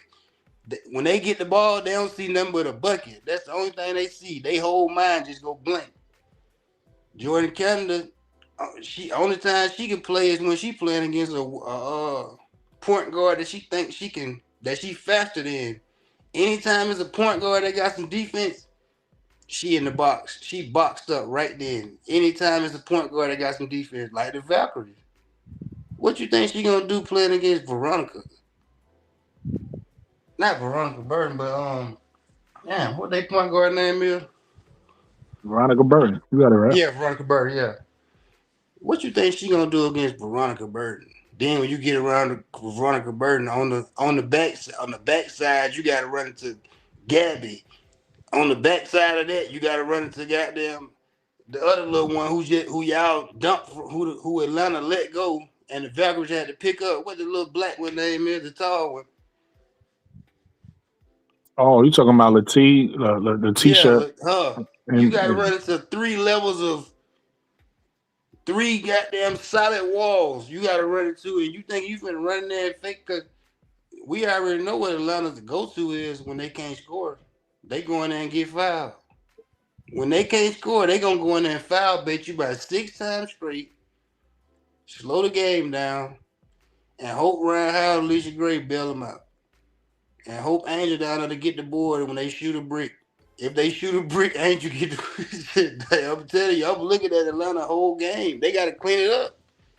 They were winning them games. They were winning them games at the beginning because everybody was really like just trying to figure themselves out, trying to figure the teams out. Like once these teams done got their legs up on them now, everybody in the same motion they in. You thinking everybody about to keep we know Angel down here trying to get these boards and going back up and going to and getting fouled. We know she gonna do that for her 15 a game and her 13, 14 boards a game. We gonna allow that. Okay, we'll allow that. But if we stop Alicia or Ryan one of these nights, we win the game. They done accepted that. If we stop either one of those, if both of those not hot and go for 20-something a game, we win the game every night. We win against this team. They done came up with that conclusion, bro. I'm looking at it. They just go out there and shoot. They just shoot. If they don't go out there and hit 7 threes apiece, the team loses. Like I done looked at it. It's proven. I'm looking at the games. Ain't nobody else giving them nothing. When Bree come back, it probably be something different. But now, what I'm seeing, they not doing that. There's nothing they can do. They ain't scoring no 100 and some points a night or 90 points a night. They keeping it. They scoring like 70, maybe some 80s, couple 90s. But they ain't scoring no hell of points every night. They really getting their point from the free throw line and relying on rebounds and praying they get hot from 3. Like, I don't know. When I seen them doing this, I was like, damn they just a straight 3-point shooting team. Like they playing 5 out, but they got Angel out there. And she trying to run down there and crash the board every time one of them shoot a dumb 3. She trying to run down. She trying to run down there and get the rebound. No, she not gonna be able to do that consistently every night. We already know she got a damn leg, a rod in her leg, and pins and shit in her ankles. She ain't finna be able to run down there and do that every single game, every night. Like then you gotta think about this when they get to the playoffs, and she gonna be able to do that with a team that they got to play 3 or 4 times straight. When the team figure you out, y'all playing 3 or 4 times straight, that game plan is out the window. And everybody good now. Like it's so crazy. The team that's even bad, you got to worry about losing to them on nights now. Like this shit. I mean, this game done changed, bro. Like even the team that's bad, some nights you got to worry about. Damn, we may lose to them because our game ain't on tonight. And they got a player that's just heating up, and they really trying out for another team trying to get picked up by. They really trying out for another team and see if they watching them. But yeah, as far as what they need, they need another real point guard and another 4 till Bree get back. But she supposed to be on her way back soon, but they need another 4. All right, so Help Angel out, cause Nas ain't it. You made a lot of points there, and I agree with some of them. I agree with some of the points you said. Particular ones I disagree with though is so, and I'll say this all the time. I hate to sound like a broken record, but I just gotta correct something that you said. So, the way the offense is ran, the way Carson Mesco's offense is ran, he want all 5 players to be a threat from the 3, and then he also want them to be a threat in the paint, right? So it's not like just because you a threat from the 3 or just because it's 5 out, it doesn't mean that you only got to shoot threes. So problem is Angel already, and Angel is part of the problem, right? Just being honest. Angel already don't want to shoot threes, and she already hesitant and won't take them. If you look at her stats on the season, she shoot the least amount of threes per game, right? Yeah. Of the whole team. So she's already a 9 3-point shooter out there. So a lot of people say, "Oh, just put another big." Well, that's 2 9 3-point shooters. And so you already going against the whole point and style of the coach's offense. That's why he can't do that. Because if you do that, then you got to change the whole offense setup It's a lot of he's stretch running. 4s though, bro. Excuse me?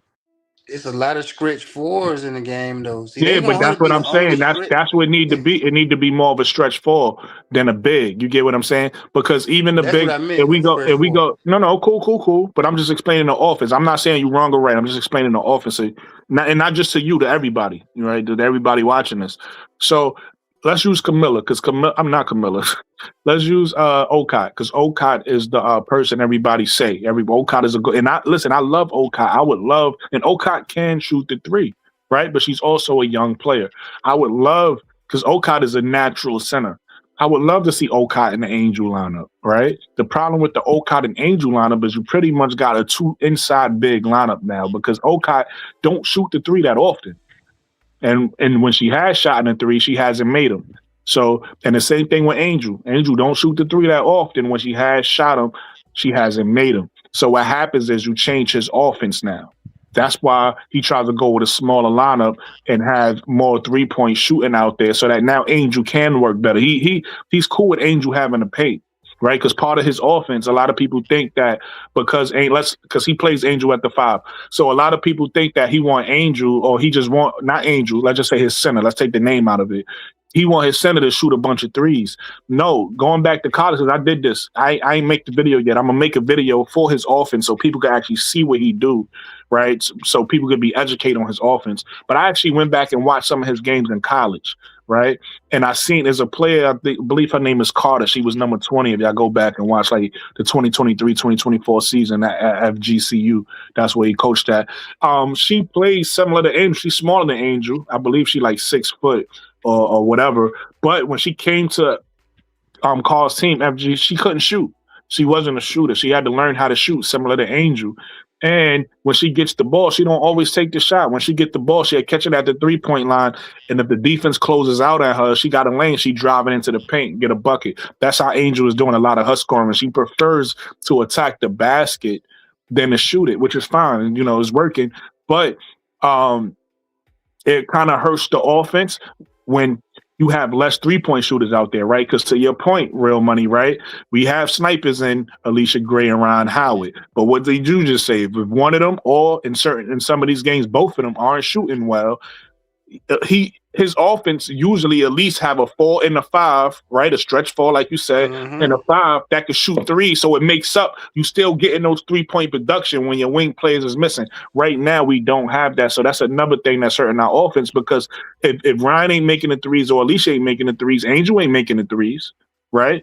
And then we had Nas Hillman, who was making threes, who everybody was trying to come down on her, right? All the Angel Reese fans is trying to say Nas Hillman is so bad and why is she playing? Before she got sick, she was making threes. That's what was helping us get over the hump. And when she was one of the people who were getting double figures for us, you see right now she's struggling. She ain't making threes because she got sick. So she's not even playing her normal, right? So it's like that's less threes, and that's really why we losing, because we don't have his offense typically have all 5 players that's a threat behind. Any one of them can make a 3 at some point. Right now we just got 3 people who can make a 3, sometimes 4 depending on the lineup.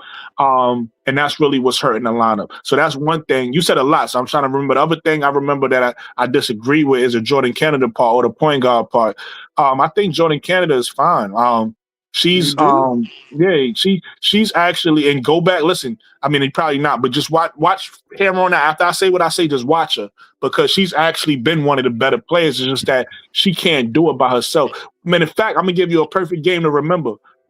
Jordan Canada, I believe, was it the first game or the second game? I believe it was the first game, but it might have been the second game when we played y'all. Remember? We played y'all, and Jordan Canada, it might have been the second game. I don't remember. But Jordan Canada had 0 points in the first half. And then she had 12 assists, 0 points. And then she started scoring in the second half. The reason why is because she went down and watched film. Her mindset became, so before, she was probably, remember, Jordan Canada was here before. Angel wasn't. So Jordan Canada was probably playing her normal offense how she played last year, but it's a new team. So it wasn't working. She was missing Angel sometime, right? The Angel Reese fans was getting mad. Hey, they icing Angel out. They missing Angel, right? Stuff like that was happening, right?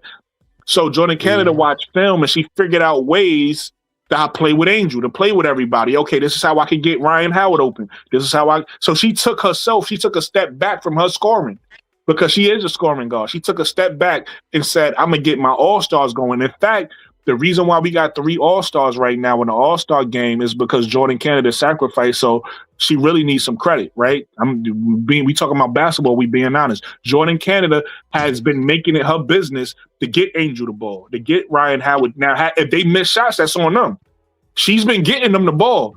They ain't been making any shots. Angel has been playing fine because, like I said, in wins and losses, her numbers don't change. She'll go down so in losses, because I looked it up. Remember I told you earlier that 4-game win streak we had, and then that 5-game losing streak, and that 4-game win streak, Angel was averaging 16 and 11. I'm pretty sure. I got the numbers in my phone. I don't feel like looking. I'm pretty sure it was 16 and 11. In the losses in a 5-game losing streak, she's averaging 14 and 11. 2 points. Yeah. 1 field goal. You get what I'm saying? Yeah. Now, Ryan Howard, Alicia Gray is all down like 3 points or something, like three or 4 points, which is still not a lot. That's why I'm not really knocking them. The people who's down a bunch is particularly 2 people. Is Nas Hillman, because she's been hurt, right? And when she came back, she ain't been playing the same. And Izzy Ball-Lace. Izzy Ball-Lace, she's only scoring like 2 points or something like that in his losing streak, where she was scoring like 9 points, like 9 to 10 points in the win streak. You get what I'm saying? So it's like those numbers are really down. That's why I said we need somebody like a Shaturi. That's why I was saying I don't think Shaturi Walker Kimbrough. I think that's how you say her name. I don't think she's gonna come back right. I don't think she's gonna come back and have this amazing but she's gonna be able to score 8, 10. She's gonna be able to give us what we've been lacking. Because to your point, where I do agree with you is, if those players who's not giving us nothing, Alicia Gray, Ryan Howard, and this is a knock to Carl, right? And this is not to you, Real Money. This is to the fan, the Angel Reese fan, who blame Carl on everything. I'm not against blaming Carl, right? I'm against blaming Carl on things the players is at fault for. If Carl's at fault, you could blame Carl. One of the things you could blame Carl for is the rotation. He don't play his bench, right? Now, I kind of understand why, because they're young. So if he do play them, you're going to have moments like, here's an example. So in our last 3 games, if I'm remembering correctly, I hope I'm not remembering correctly. So we played the last game he started Izzy Borlace, right? She had 0 points in the starting lineup, where she normally would score something off the bench. She had 0 points in the starting lineup. The game before that, he played Sika Kone. Sika Kone had 0 points in the starting lineup. Whereas normally he's off the bench, she'd give us 2, 3. She'd give us something. She had 0 points in the starting lineup. The game before that was Medina Okot game when we played Seattle the first time, and he played it in the first half, and she just kept turning the ball over. Like she would like travel. She was traveling a lot. She just wasn't playing that great. Plus, I told you that's a bad for his offensive play style. Until Angel or her shoot the 3 better, that's just a bad lineup for his offense. So it didn't work out, right? It looked bad. Or all the people that's blaming him for not playing her ain't say nothing. They want to criticize when, you know what I mean? But then he do it and they don't say, damn, I was wrong. But anyway, those are 3 times he played bench players in the starting lineup and they didn't give us nothing. At least off the bench, they give us something. But my point is, even if he goes to them off the bench, they don't produce enough. They'll produce like maybe 3 points or something like that. So they're not really producing anything. And so to your point, without those our 5 players, and this including Naz Hillman when she's healthy, are the ones who usually hold the team down. And that's why they play big minutes. But that's not sustainable. That's not going to allow you to go far in the playoffs or win series if you only got your starting lineup playing 30-something minutes, 35 minutes a game. You get what I'm saying? You're not really getting nothing from your bench. So that this model has to change. So maybe that's what they're working on now by bringing in Shacheri. She's another vet. That helps out. Hopefully her presence, to your point, helps Tahina Pau play better.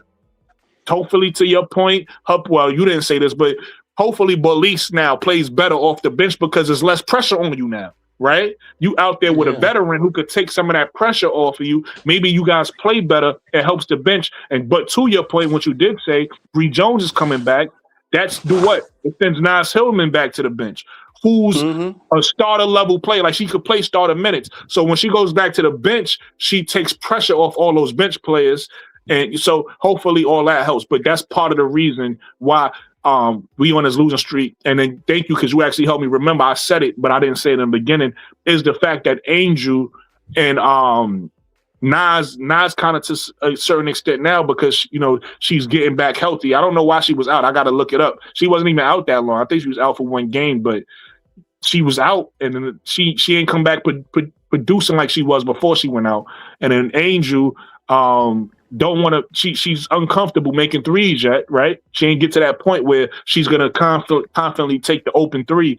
That's also hurting the offense. So those are the couple reasons why we losing. But we'll see. We got, to your point, we got a new player now off the bench. So we'll see if that changes things tomorrow. I think it should, but we'll see what happens with that.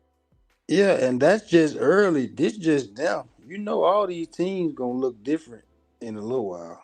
All these before that, when them crazy trades and all that stuff start going on, all these teams about to look different in a minute.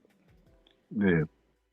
They just literally now just filling it out and seeing what rotations go with what, and if this player play with good with this player, they about to literally shit. Oh, your mic went out. I don't know what happened to Real Money, but I'm gonna get into these comments real quick. Red and Milky Way says JC and Pow shouldn't be in the same sentence. JC has played good for dang near every game. I only wish she would pass early. I can't see part of it. I only wish she would pass early instead of hesitating until Angel gets extra coverage. Yeah, I agree. That's a great point. So that is something she's doing, something she need to work on. Sometimes she doesn't trust the pass. And actually, I think we spoke about this at Reddit. That's one of the things that the Dream got to work on. They entry passes is terrible, right? They got to work on making those passes. So I agree with you. Sometimes you hesitate. Listen, when Angel put that hand up, if she had somebody to just get her the ball, she'll score damn near every time. But to your point, they wait too long, and so it makes it a bad pass. So great point, Reddit. I agree with that 1,000%. Reginald Banks says, let's see if he want beef, Reddit. Reginald Banks be bugging in the chat, right? Reginald Banks says, Angel ain't no number 1 option on a championship caliber team. Canada has played decent at the point guard spot for the dream. Okay. Who said Angel was the number one option? Did anybody say that? Or you arguing with yourself? What's going on, Reginald? Reddit Milky Way says, I agree, and JC takes care of the ball. Facts. She getting better. People wanna, if you make mistakes, people wanna hold you accountable to that. When you get better, people don't say, damn, I see the growth. She's been playing better for a long, like I said, it started in that against Indiana. If you pay attention, it started against Indiana. And to Mo 3, shout out to Mo 3. Mo 3 says it started before that. He says it started in the when we lost to Indiana, that first time, the first game when we lost to Indiana, he said he noticed a difference after that. Reginald Banks says, all team hits a rough patch in a season. At times, it's just the dream turn. Yeah, that's a fact. And we really being honest, it's the lowest it's ever been for Carson Mesco, because in 2 years, up until this 5-game losing streak, he never lost back-to-back. That's what the stats say. That's what they say about him. So this is his first time. Usually he bounced back after a loss. This is his first time losing back-to-back. But this is also the first time he got to adjust his offense, right? Because like I said, his offense typically have 5 capable three-point shooters out there that's not afraid to shoot the ball. We already know that's not the case when you got Angel in the lineup. When you got Angel and Okada in the lineup, you know, Okada's a young player. Y'all got to stop acting like because she's 6'6", she a vet. She a young player, you know. And then with Nas Hillman, Nas Hillman was playing well. I'm not going to say she was playing great because a lot of people want to diss her for whatever reason, but she was playing well before she got sick or whatever the case may be. And she was making some threes for us. She was making some, space in the floor a little bit for us.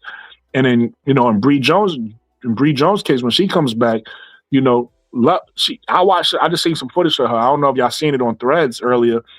She looks slow. Let her get in game shape.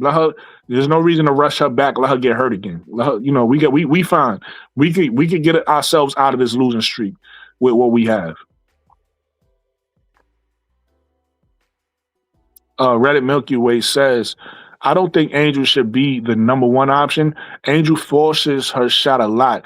JC should look for the best shot. I understand great, and I don't know why I be cutting this off, but I gotta read it up here. I understand great and how it need to be favored. You know what? I actually disagree with that, Reddit. Slightly. Here's why. It's not that Angel forces her shot. Angel gets fouled. And when she gets fouled, she get the contact, she's trying to get to the line. The problem is the ref's not calling it. What Angel need to figure out is why. Angel need to figure out what the refs consider a foul and not a foul, because she's getting fouled. But the refs might think Angel is forcing the contact. And if they think Angel is forcing the contact, they won't call it. You get what I'm saying? So Angel need to figure out what do they consider a foul. I think that's her biggest mistake, because when she feel Angel is a physical player, so when she feel the contact, she like, okay, let's go, because she wanted to be in the act of shooting. The problem is the refs will sit there and watch her throw it up, miss it, and won't call nothing. Now they going back. So that's her forcing it. I don't really think she's forcing it. I think she's trying to get the foul. So that's something Angel got to learn. You got to learn how to. They're not going to give you the foul, so you either got to play through it or. Don't even look for the foul. Try to do a fadeaway or something. So that's one. And then the other thing is, I do believe Angel could be a number one option. It's just that the way Carson Mesco's offense work is no real number one option. That's just how it works. The number one option is the best shot. So sometimes the best shot is Angel, so that would make her the number one option. But sometimes the best shot is a 3. You get what I'm saying? It's not like they come down. So the way this offense works, it's not like they come down and they say, we're going to get Ryan Howard going first. That's our number one option. And then if they take her away, then we're going to get Alicia Gray going. That's how most teams do options. It don't work like this. It don't work like that. So to Reginald or whoever said it, you don't know what you're talking about. You get what I'm saying? This offense work with creating space. And when you create the space, he wants you just to take either a wide open shot or be able to make a closeout shot. So a contested shot or somebody closing out. And that could be anybody in the offense, but the three main people who's the engine of this offense. The real engine of this offense is Jordan Canada, right? Because she makes sure everybody get the ball where they're supposed to get. So the real engine is Jordan Canada. But the three people she's getting the ball to the most is Angel, Ryan Howard, and Alicia Gray. And it's not like she gets the ball to one more than the other. It's just that she's like in transition with what she does is when she runs down, if she could get Alicia Gray a wide open shot in transition, she's gonna get her the ball.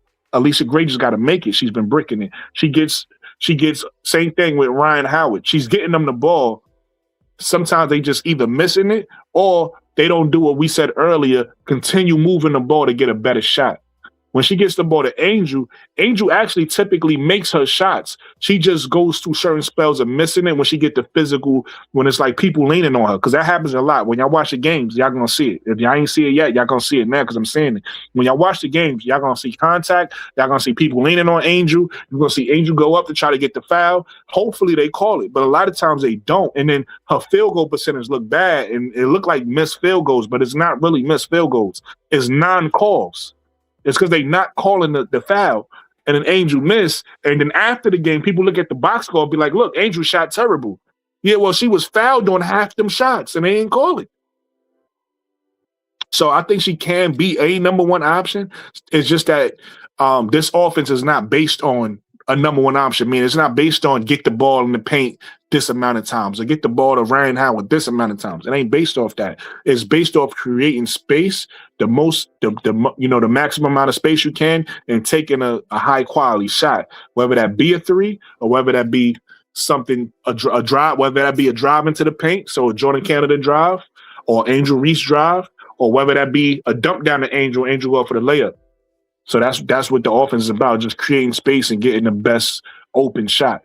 And then sometimes that's not just off one action. And that's the lazy part we talking about. Sometimes you got to do 1, 2, 3 actions. Sometimes you got to start the play on this side of the floor and then let the ball swing at this side of the floor and then do another play. Like they gotta stick with their actions. And Angel and the other bigs out there got to set solid screens. And then another thing that they got to do, and this is why Angel get called for a lot of fouls that nobody's talking about.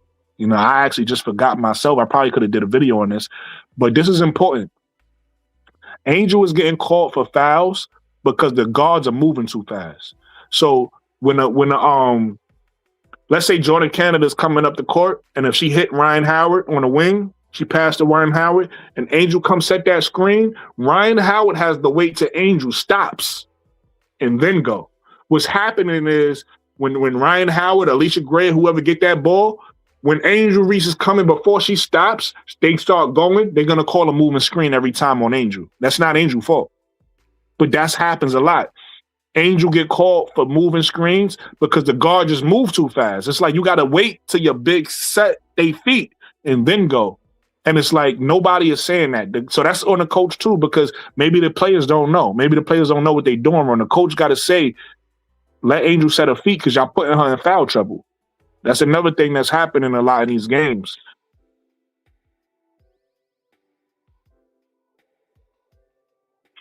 Reddit Milky Way says, in my opinion, she just needs to at least decide if AR5 has a mismatch or a good position.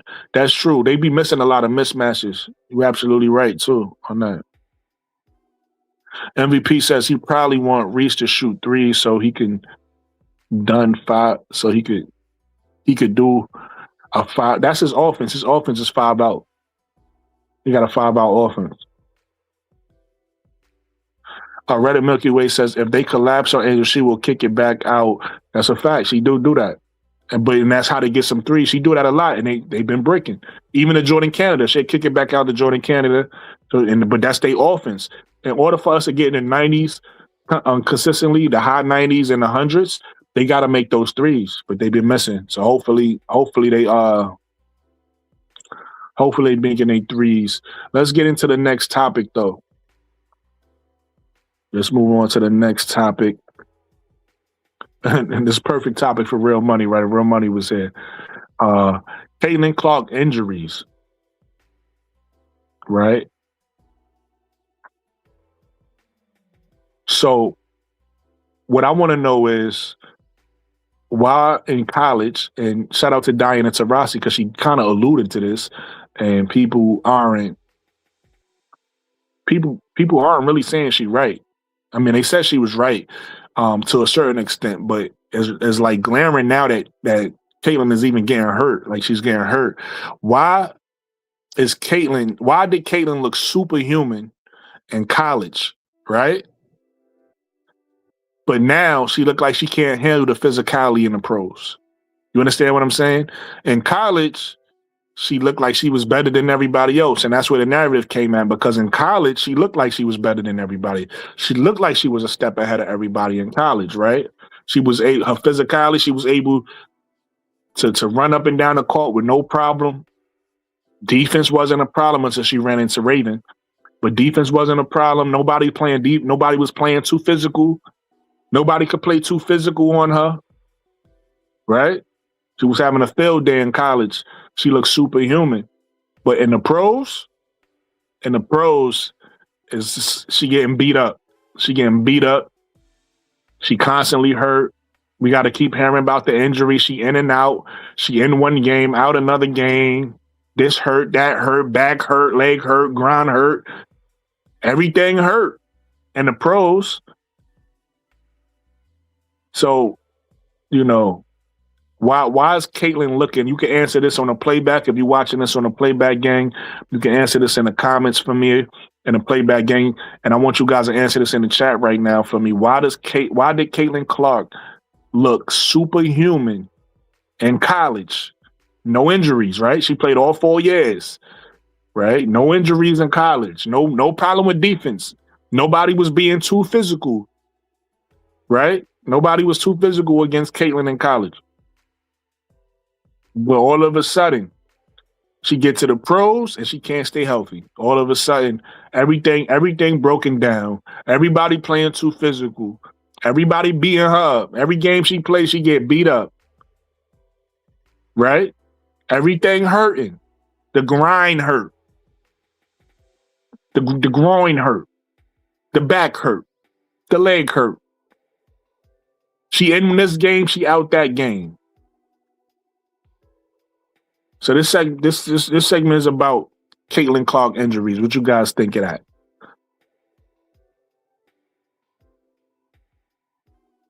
MVP says everybody, I guess you're saying in the same weight class in college. That's not true. Because you got freshmen, you got sophomores, you got juniors, you got seniors, and then you got super seniors. Everybody not in the same weight class, right? But you are top of the food chain when you a senior. When you start to get junior, senior, super senior level, obviously we know Caitlyn Clark played 4 years, so she didn't get to the super senior level. But we know there's levels. There's levels in college too. But we also know college ain't the pros, right? The pros is a total, you playing with grown women in the pros. And didn't Diana Taurasi say that? Talk to me in the comments. What you guys think?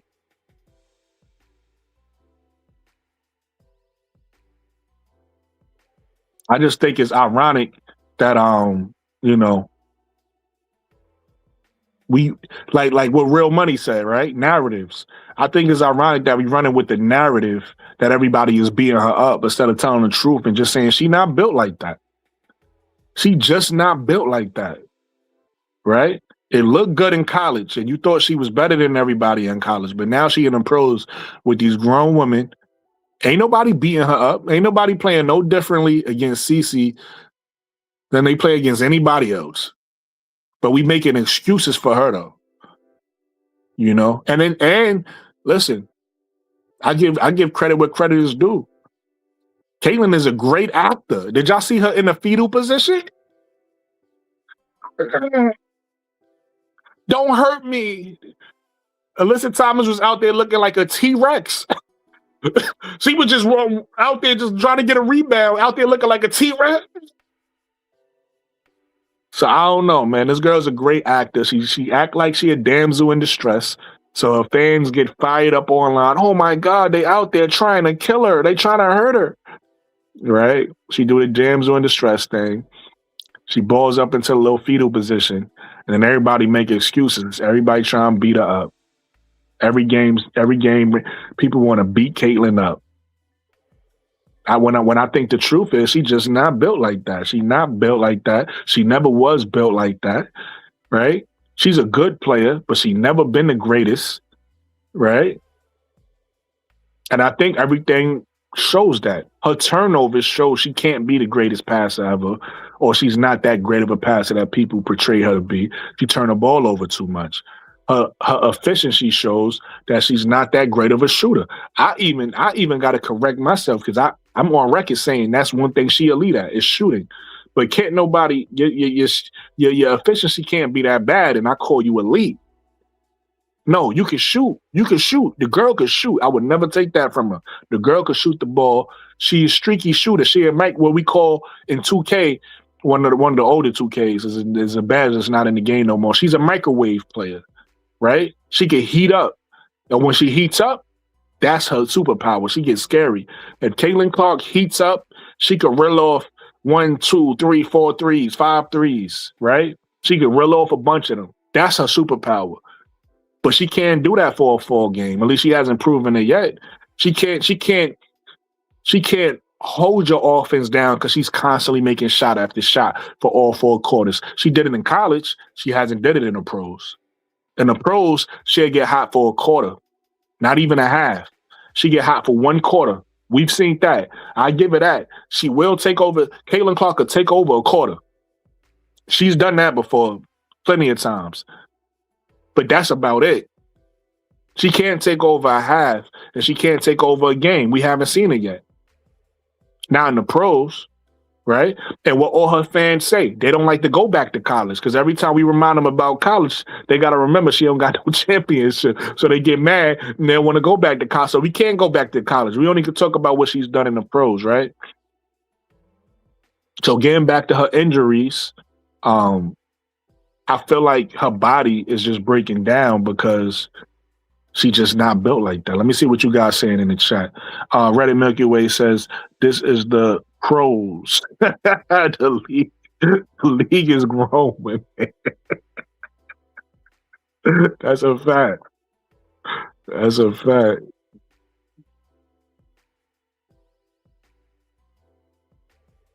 Reddit Milky Way says, you took the words right out. Listen, man, what we do over here, Reddit, we tell the truth, right?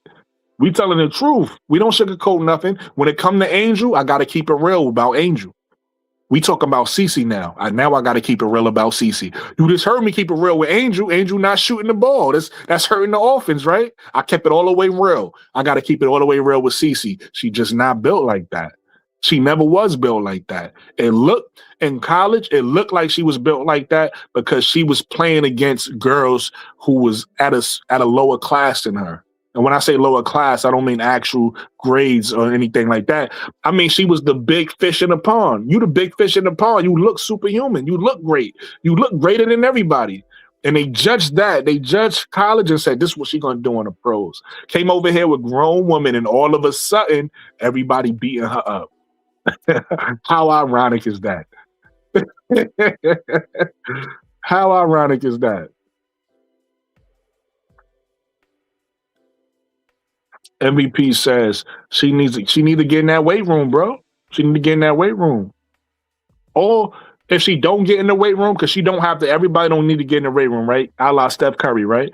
She either need to realize her game and play on a perimeter, right? Play in certain areas where nobody's beating you up. Stop going in there amongst the giants. Stop going there where you can get beat up. Steph Curry don't do that. The players who not in the weight room don't do that. They know their place, right? They stay in their place. Reggie Miller wasn't in the weight. Reggie Miller wasn't weak though. Reggie Miller wasn't weak. He'll push off. But he wasn't in the weight room. There's a lot of players. You don't have to be in a weight room to play ball, but know your place. Know your place. But I agree with you, MVP. She need to hit that weight room. Thanks. Reddit Milky Way says they hated DT for saying the reality is coming.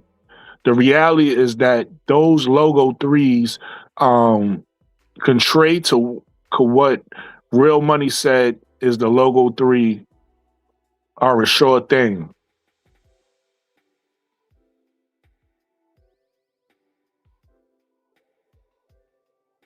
Red and Milky Way says, I think she's focused too much on winning instead of winning. you fucked my head up with that one. I think she's focused too much on. I think maybe you was trying to say shooting instead of winning, but winning. I mean, if you meant winning, that's a dope. You got to explain that to me. That's a fire statement. She said, I think she's focused too much on winning instead of winning. Shooting logo threes and a blowout is nonsensical. Okay, you teaching me new words. I never even seen that word before. Nonsensical. Shout out to Red of Milky Way teaching me the nonsensical is the word of the day.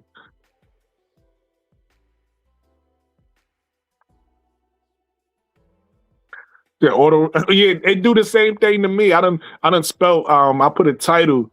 I think I put a video out. Yeah, I put a video out earlier, and it had me spell Skylar Diggins' name wrong.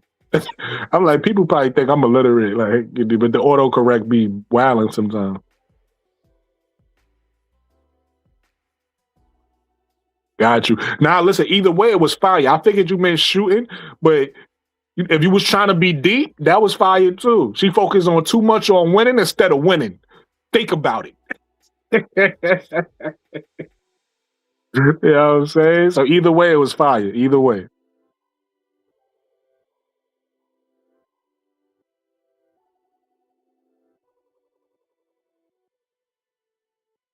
Come on, man. I see I got a bunch of people watching me still. There's only a few of y'all that's responding in the chat, but the people that's watching me, do me a favor. Hit the like button first.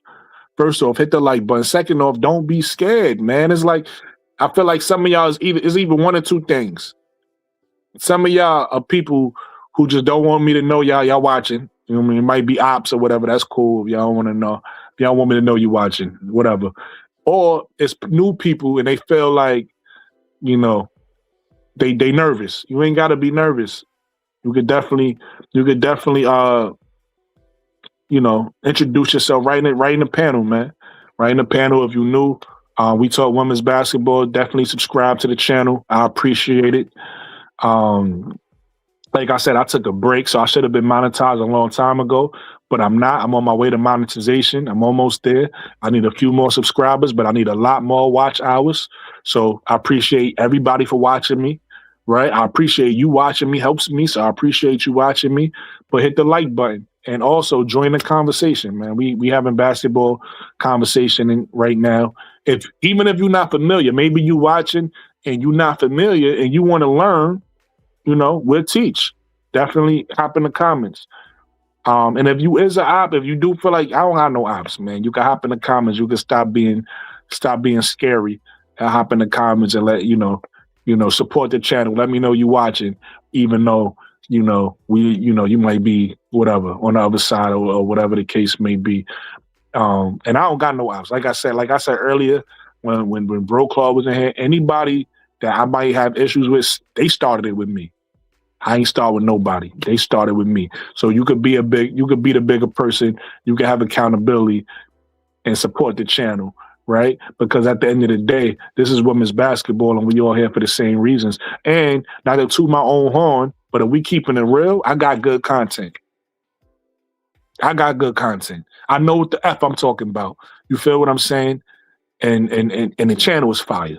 So you definitely support, man. Hit the like button for me. Hit the hype. If you on mobile, if you're watching me right now on mobile, hit the hype button.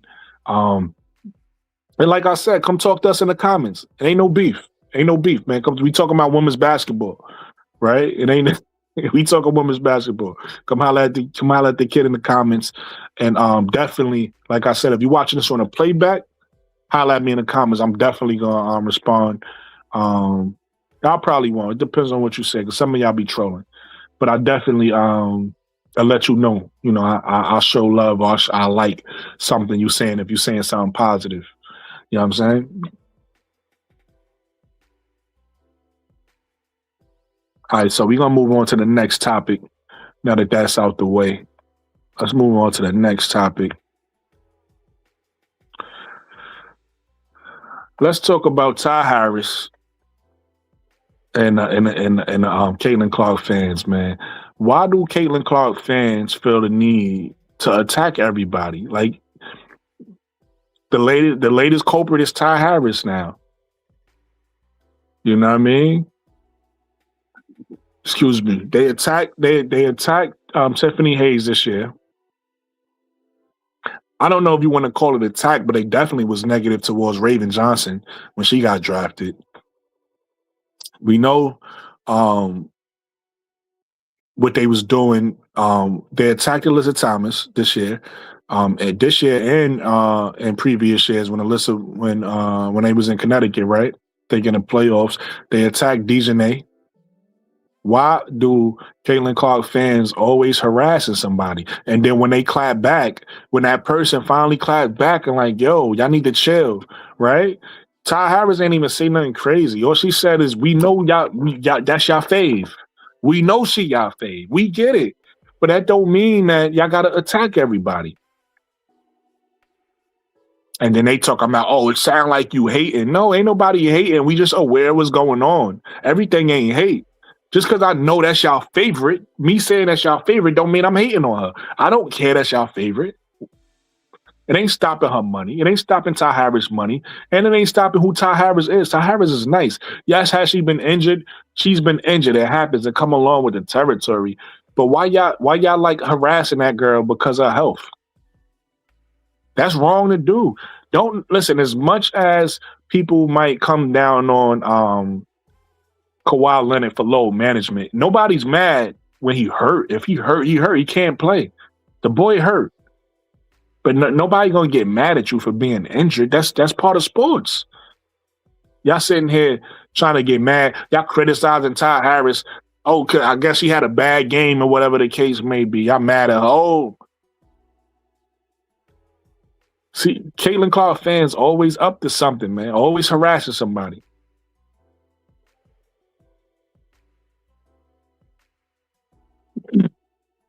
Red and Milky Way says Caitlin and Ken give me the same vibes. I feel they want to win as individual instead of the team sometimes. Ken support her teammates on the court, but she is caught up in social media praising. Yeah.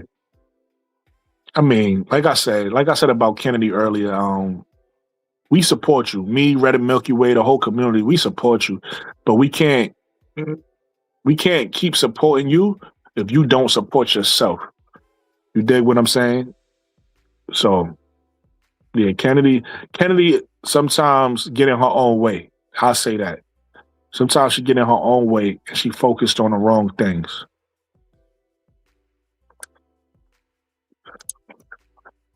My phone about to die. Let me put it on the charger real quick.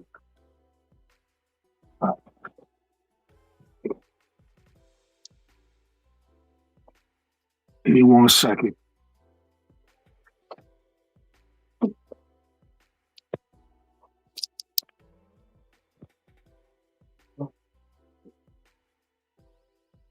There we go.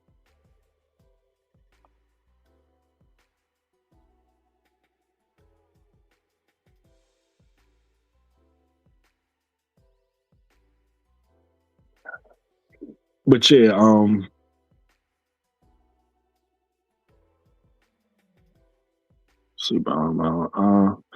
Henry Hurley. Henry, what's going on, Brody? Henry Hurley says they tried bullying the great Shamika Coleslaw. Shout out to Shamika Coleslaw. I heard she was like Jordan. That's what K-Side keep telling me. Because she picked Phoenix Mercury versus Indiana Fever in the second game. That's what Caitlin Clark fans are doing. They bullying Shamika Coleslaw. She a legend. Why they trying to bully? Yo, CC fans something else, bro. They are something else.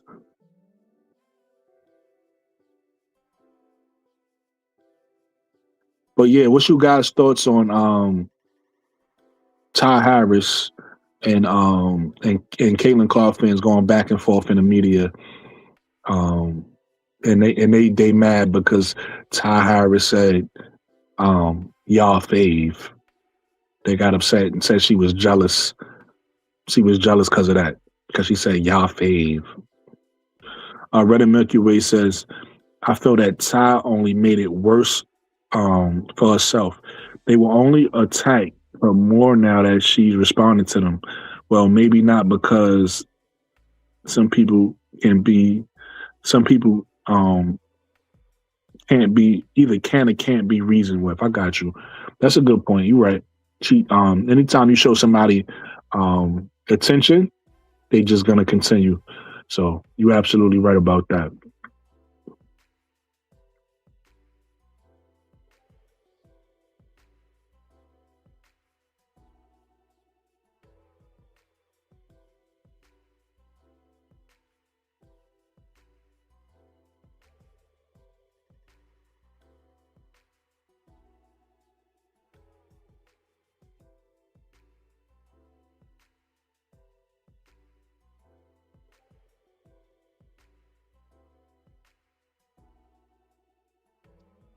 All right, we about to get into my last topic. We about to get into the last topic, and this one is important because I got a bone to pick. So my last topic is about the Atlanta Dream reserves, right? But more importantly than Atlanta Dream reserves, shout out to Angel, Alicia, and Ron for being reserves. So I just, you want to show reserve some love. They made the team. Unfortunately, Jordan Canada couldn't make the team along with them. I would have loved that, but those three made the team. But the fan vote, and I kind of already got into it a little bit with Bro Claude. So I want to reiterate some stuff, but also say something new. And one of the issues I have is going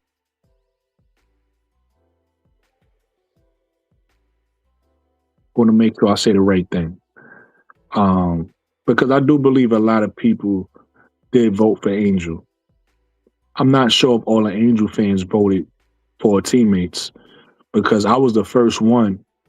I don't know if everybody remember, but in the shorts I was putting up, I was the first one to tell people, don't just vote for Angel, vote for her teammates too, because a lot of people at that time, right, and probably still now, but definitely at that time, they was making everything about Angel. That's what a lot of Angel Reese fans do, right? They make everything about Angel, and they alienate everybody else, right? They was mad at Ryan Howell for shooting too much. They was mad at Alicia Gray. I don't know if I heard so much Alicia Gray stuff, but they was mad at Jordan Canada. They was mad at Nas Hill, and they mad at all her teammates, right? For different reasons, for whatever reasons.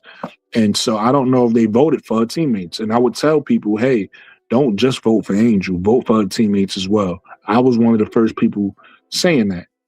And this is why, right? You see Angel with the fan votes, got a certain amount of fan votes. Her teammates didn't, even though that didn't help Angel become a starter. But still, if you care about Angel and you want her teammates to be successful, if they earn it, I'm not just saying vote anybody on. I'm talking about the ones who earn it. If they earn it, you guys should support her teammates, right? And I know a lot of people in here did, so I'm not like coming at you. I'm talking about this is going to whoever, right? To whoever it applies to. But on top of that, though, right? That's one point. One point is the people who didn't support Angel teammates. I'm sure a lot of people did vote for Angel. Probably didn't vote for her teammates. But on top of that, then you have what I spoke about earlier with Bro Claude, is the fact that there's a machine, right? There's a machine that I know everybody don't believe in conspiracy theories. At one point, I didn't either. But the more and more you watch, especially professional sports, you can see it. They'll show you, right? It's just up to you whether you want to believe what you're seeing or not. These things is rigged. Voting is rigged. And I'm not trying to say 100%. Sometimes it's random. Sometimes they let things happen randomly. But when they want to control it because it'll make more money for the company, they will. And that's why, like, even you could tell by the fan vote, right? the first All-Star votes that came out. If you remember, Caitlyn was down the list, right? Caitlyn, the top was Asia, it was Paige, right? So you trying to tell me that they put that picture out, then all of a sudden Caitlyn fans just went into overdrive? That's not what happened. Either that or it's one of two things happen. Either there's some bots at play and they didn't have the bots turned on, right? Which is possible. They didn't have the bots turned on for Caitlyn. Because it don't make sense. And I forget what the numbers is off the top of my head now, but it don't make sense that in her rookie year, she had something like 700,000 votes or something like that. And in year 3, she don't have that same amount of votes. Why? She should be more popular today, right, than she was as a rookie. So why is those numbers coming back low, like that much lower, like way off? It's a reason for that. You get what I'm saying? So that's all. I just wanted to touch on the fan vote thing, really, because I just Angel, and then that's the last point. That's the last part. I'm gonna land my plane with this. And I said this earlier, but I'm gonna say it again. Angel got to realize all her fans aren't WNBA fans. So the fact that, and I respect her. I respect that she want to keep her private life private and her basketball life basketball. But what happens is when you don't let all of your fans know, or give them that call to action to vote for you, and they don't do it every day, stuff like this happens, right? And it seems like Caitlyn has the strongest fan base, or the stronger fan base. That's not the case. It's just that more her fans are basketball fans. She don't have fans. Caitlyn is not as popular as Angel is off the court. A lot of Caitlyn Clark fans are fans that's in the basketball. Like, they know basketball, so they know what to do already. Angel has both. Angel has basketball fans, and then she has fans that's just like, that love her for fashion, love her for makeup, love her for girly stuff, because she's a girly girl. They love her for all that stuff. They might not care about basketball. They might know she plays. They might want to come to a game, but they're not paying attention to everything. So Angel has to realize that and remember that going forward. So sometimes you gotta do a call to action to your fans, or they're gonna drop the ball for you, because it's not on purpose, but they just probably just don't know. They're not aware, right? So that's all. That's all. We'll leave it at that. I want to say shout out to everybody who rock with me today. Let's put the schedule up. Hold on. Let's put the schedule up real quick. Everybody, make sure y'all hit the like button. If y'all didn't hit the like button, maybe you forgot. It's all good.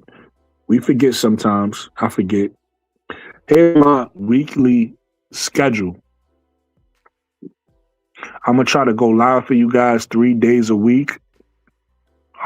Wednesday, Friday, and Sunday. Starting at 11:30 now. That time may change depending on my schedule, right? It might even go later because I just started night classes. So I might actually start at 12 a.m. instead of 11:30. We'll see. But if let's just say I have to start getting up early in the morning, it may go earlier. So I may decide to go 9 or something like that, so that I could still get enough rest and everything. But right now, we're going to try to keep it consistent with 11:30. We'll see what happens with that. You know what I mean? I even got certain games I can't watch going this time, so I might even go later because of that, so I could catch the game and I could know what happened. Because that's what happened tonight. I wasn't able to continue watching the game once I went live. So maybe that may be a reason for me to go later as well. So the time may change, but the days probably won't change. The days will probably stay consistent. And I'm going to try to be consistent with this schedule. So I just want you guys to keep in mind that this schedule is probably going to be the new schedule that I'm going to try to stay consistent with. Shout out to Hot Tracks. Hot Tracks says, I'm a big Angel fan. but they don't never play anywhere close to here for me to go. And I'm definitely not driving to New York in that traffic. Lisa, I'm definitely not driving to New York in that traffic. DC is the closest place. Well, go to Atlanta, go to a Mystics game when she come to the DMV. You go to a Mystics game then. And then soon Philly I don't know where you at, Hot Tracks, but Philly gonna have a team too. I don't know if you're close to Philly or not, but Philly gonna have a team soon. So you have Philly, and then you have the Washington area. So hopefully that helps you out a little bit to see Angel play. But like I said, this is gonna be the schedule. If you guys haven't, please like the channel. Hit the like button for me, please. And if you haven't, please hit the hype button. Hit the hype button. I appreciate you guys. Like I said, I'm close to getting monetized. I just got to get my watch hours up. So every little bit helps. Like I said, if you're new, subscribe to the channel. I appreciate you. And we're gonna end the show like that. I want to say thank you for everybody who rocked out with me tonight. Thank you for everybody who was on the panel. Shout out to my brother Bro Claude, simply steady serving. Shout out to Real Money. Real Money. He's gonna have some opinions we don't agree with all the time, but I respect them. You know what I mean? Everybody different. Everybody don't have to have the same opinions. So that's why I allow everybody to have their thoughts. I just want it be respectful, and I want everybody to be able to shout out the let me hit the applause for you, bro. Hold on.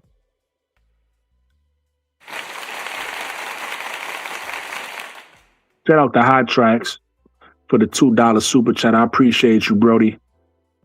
Thank you so much. Thank you so much for the $2.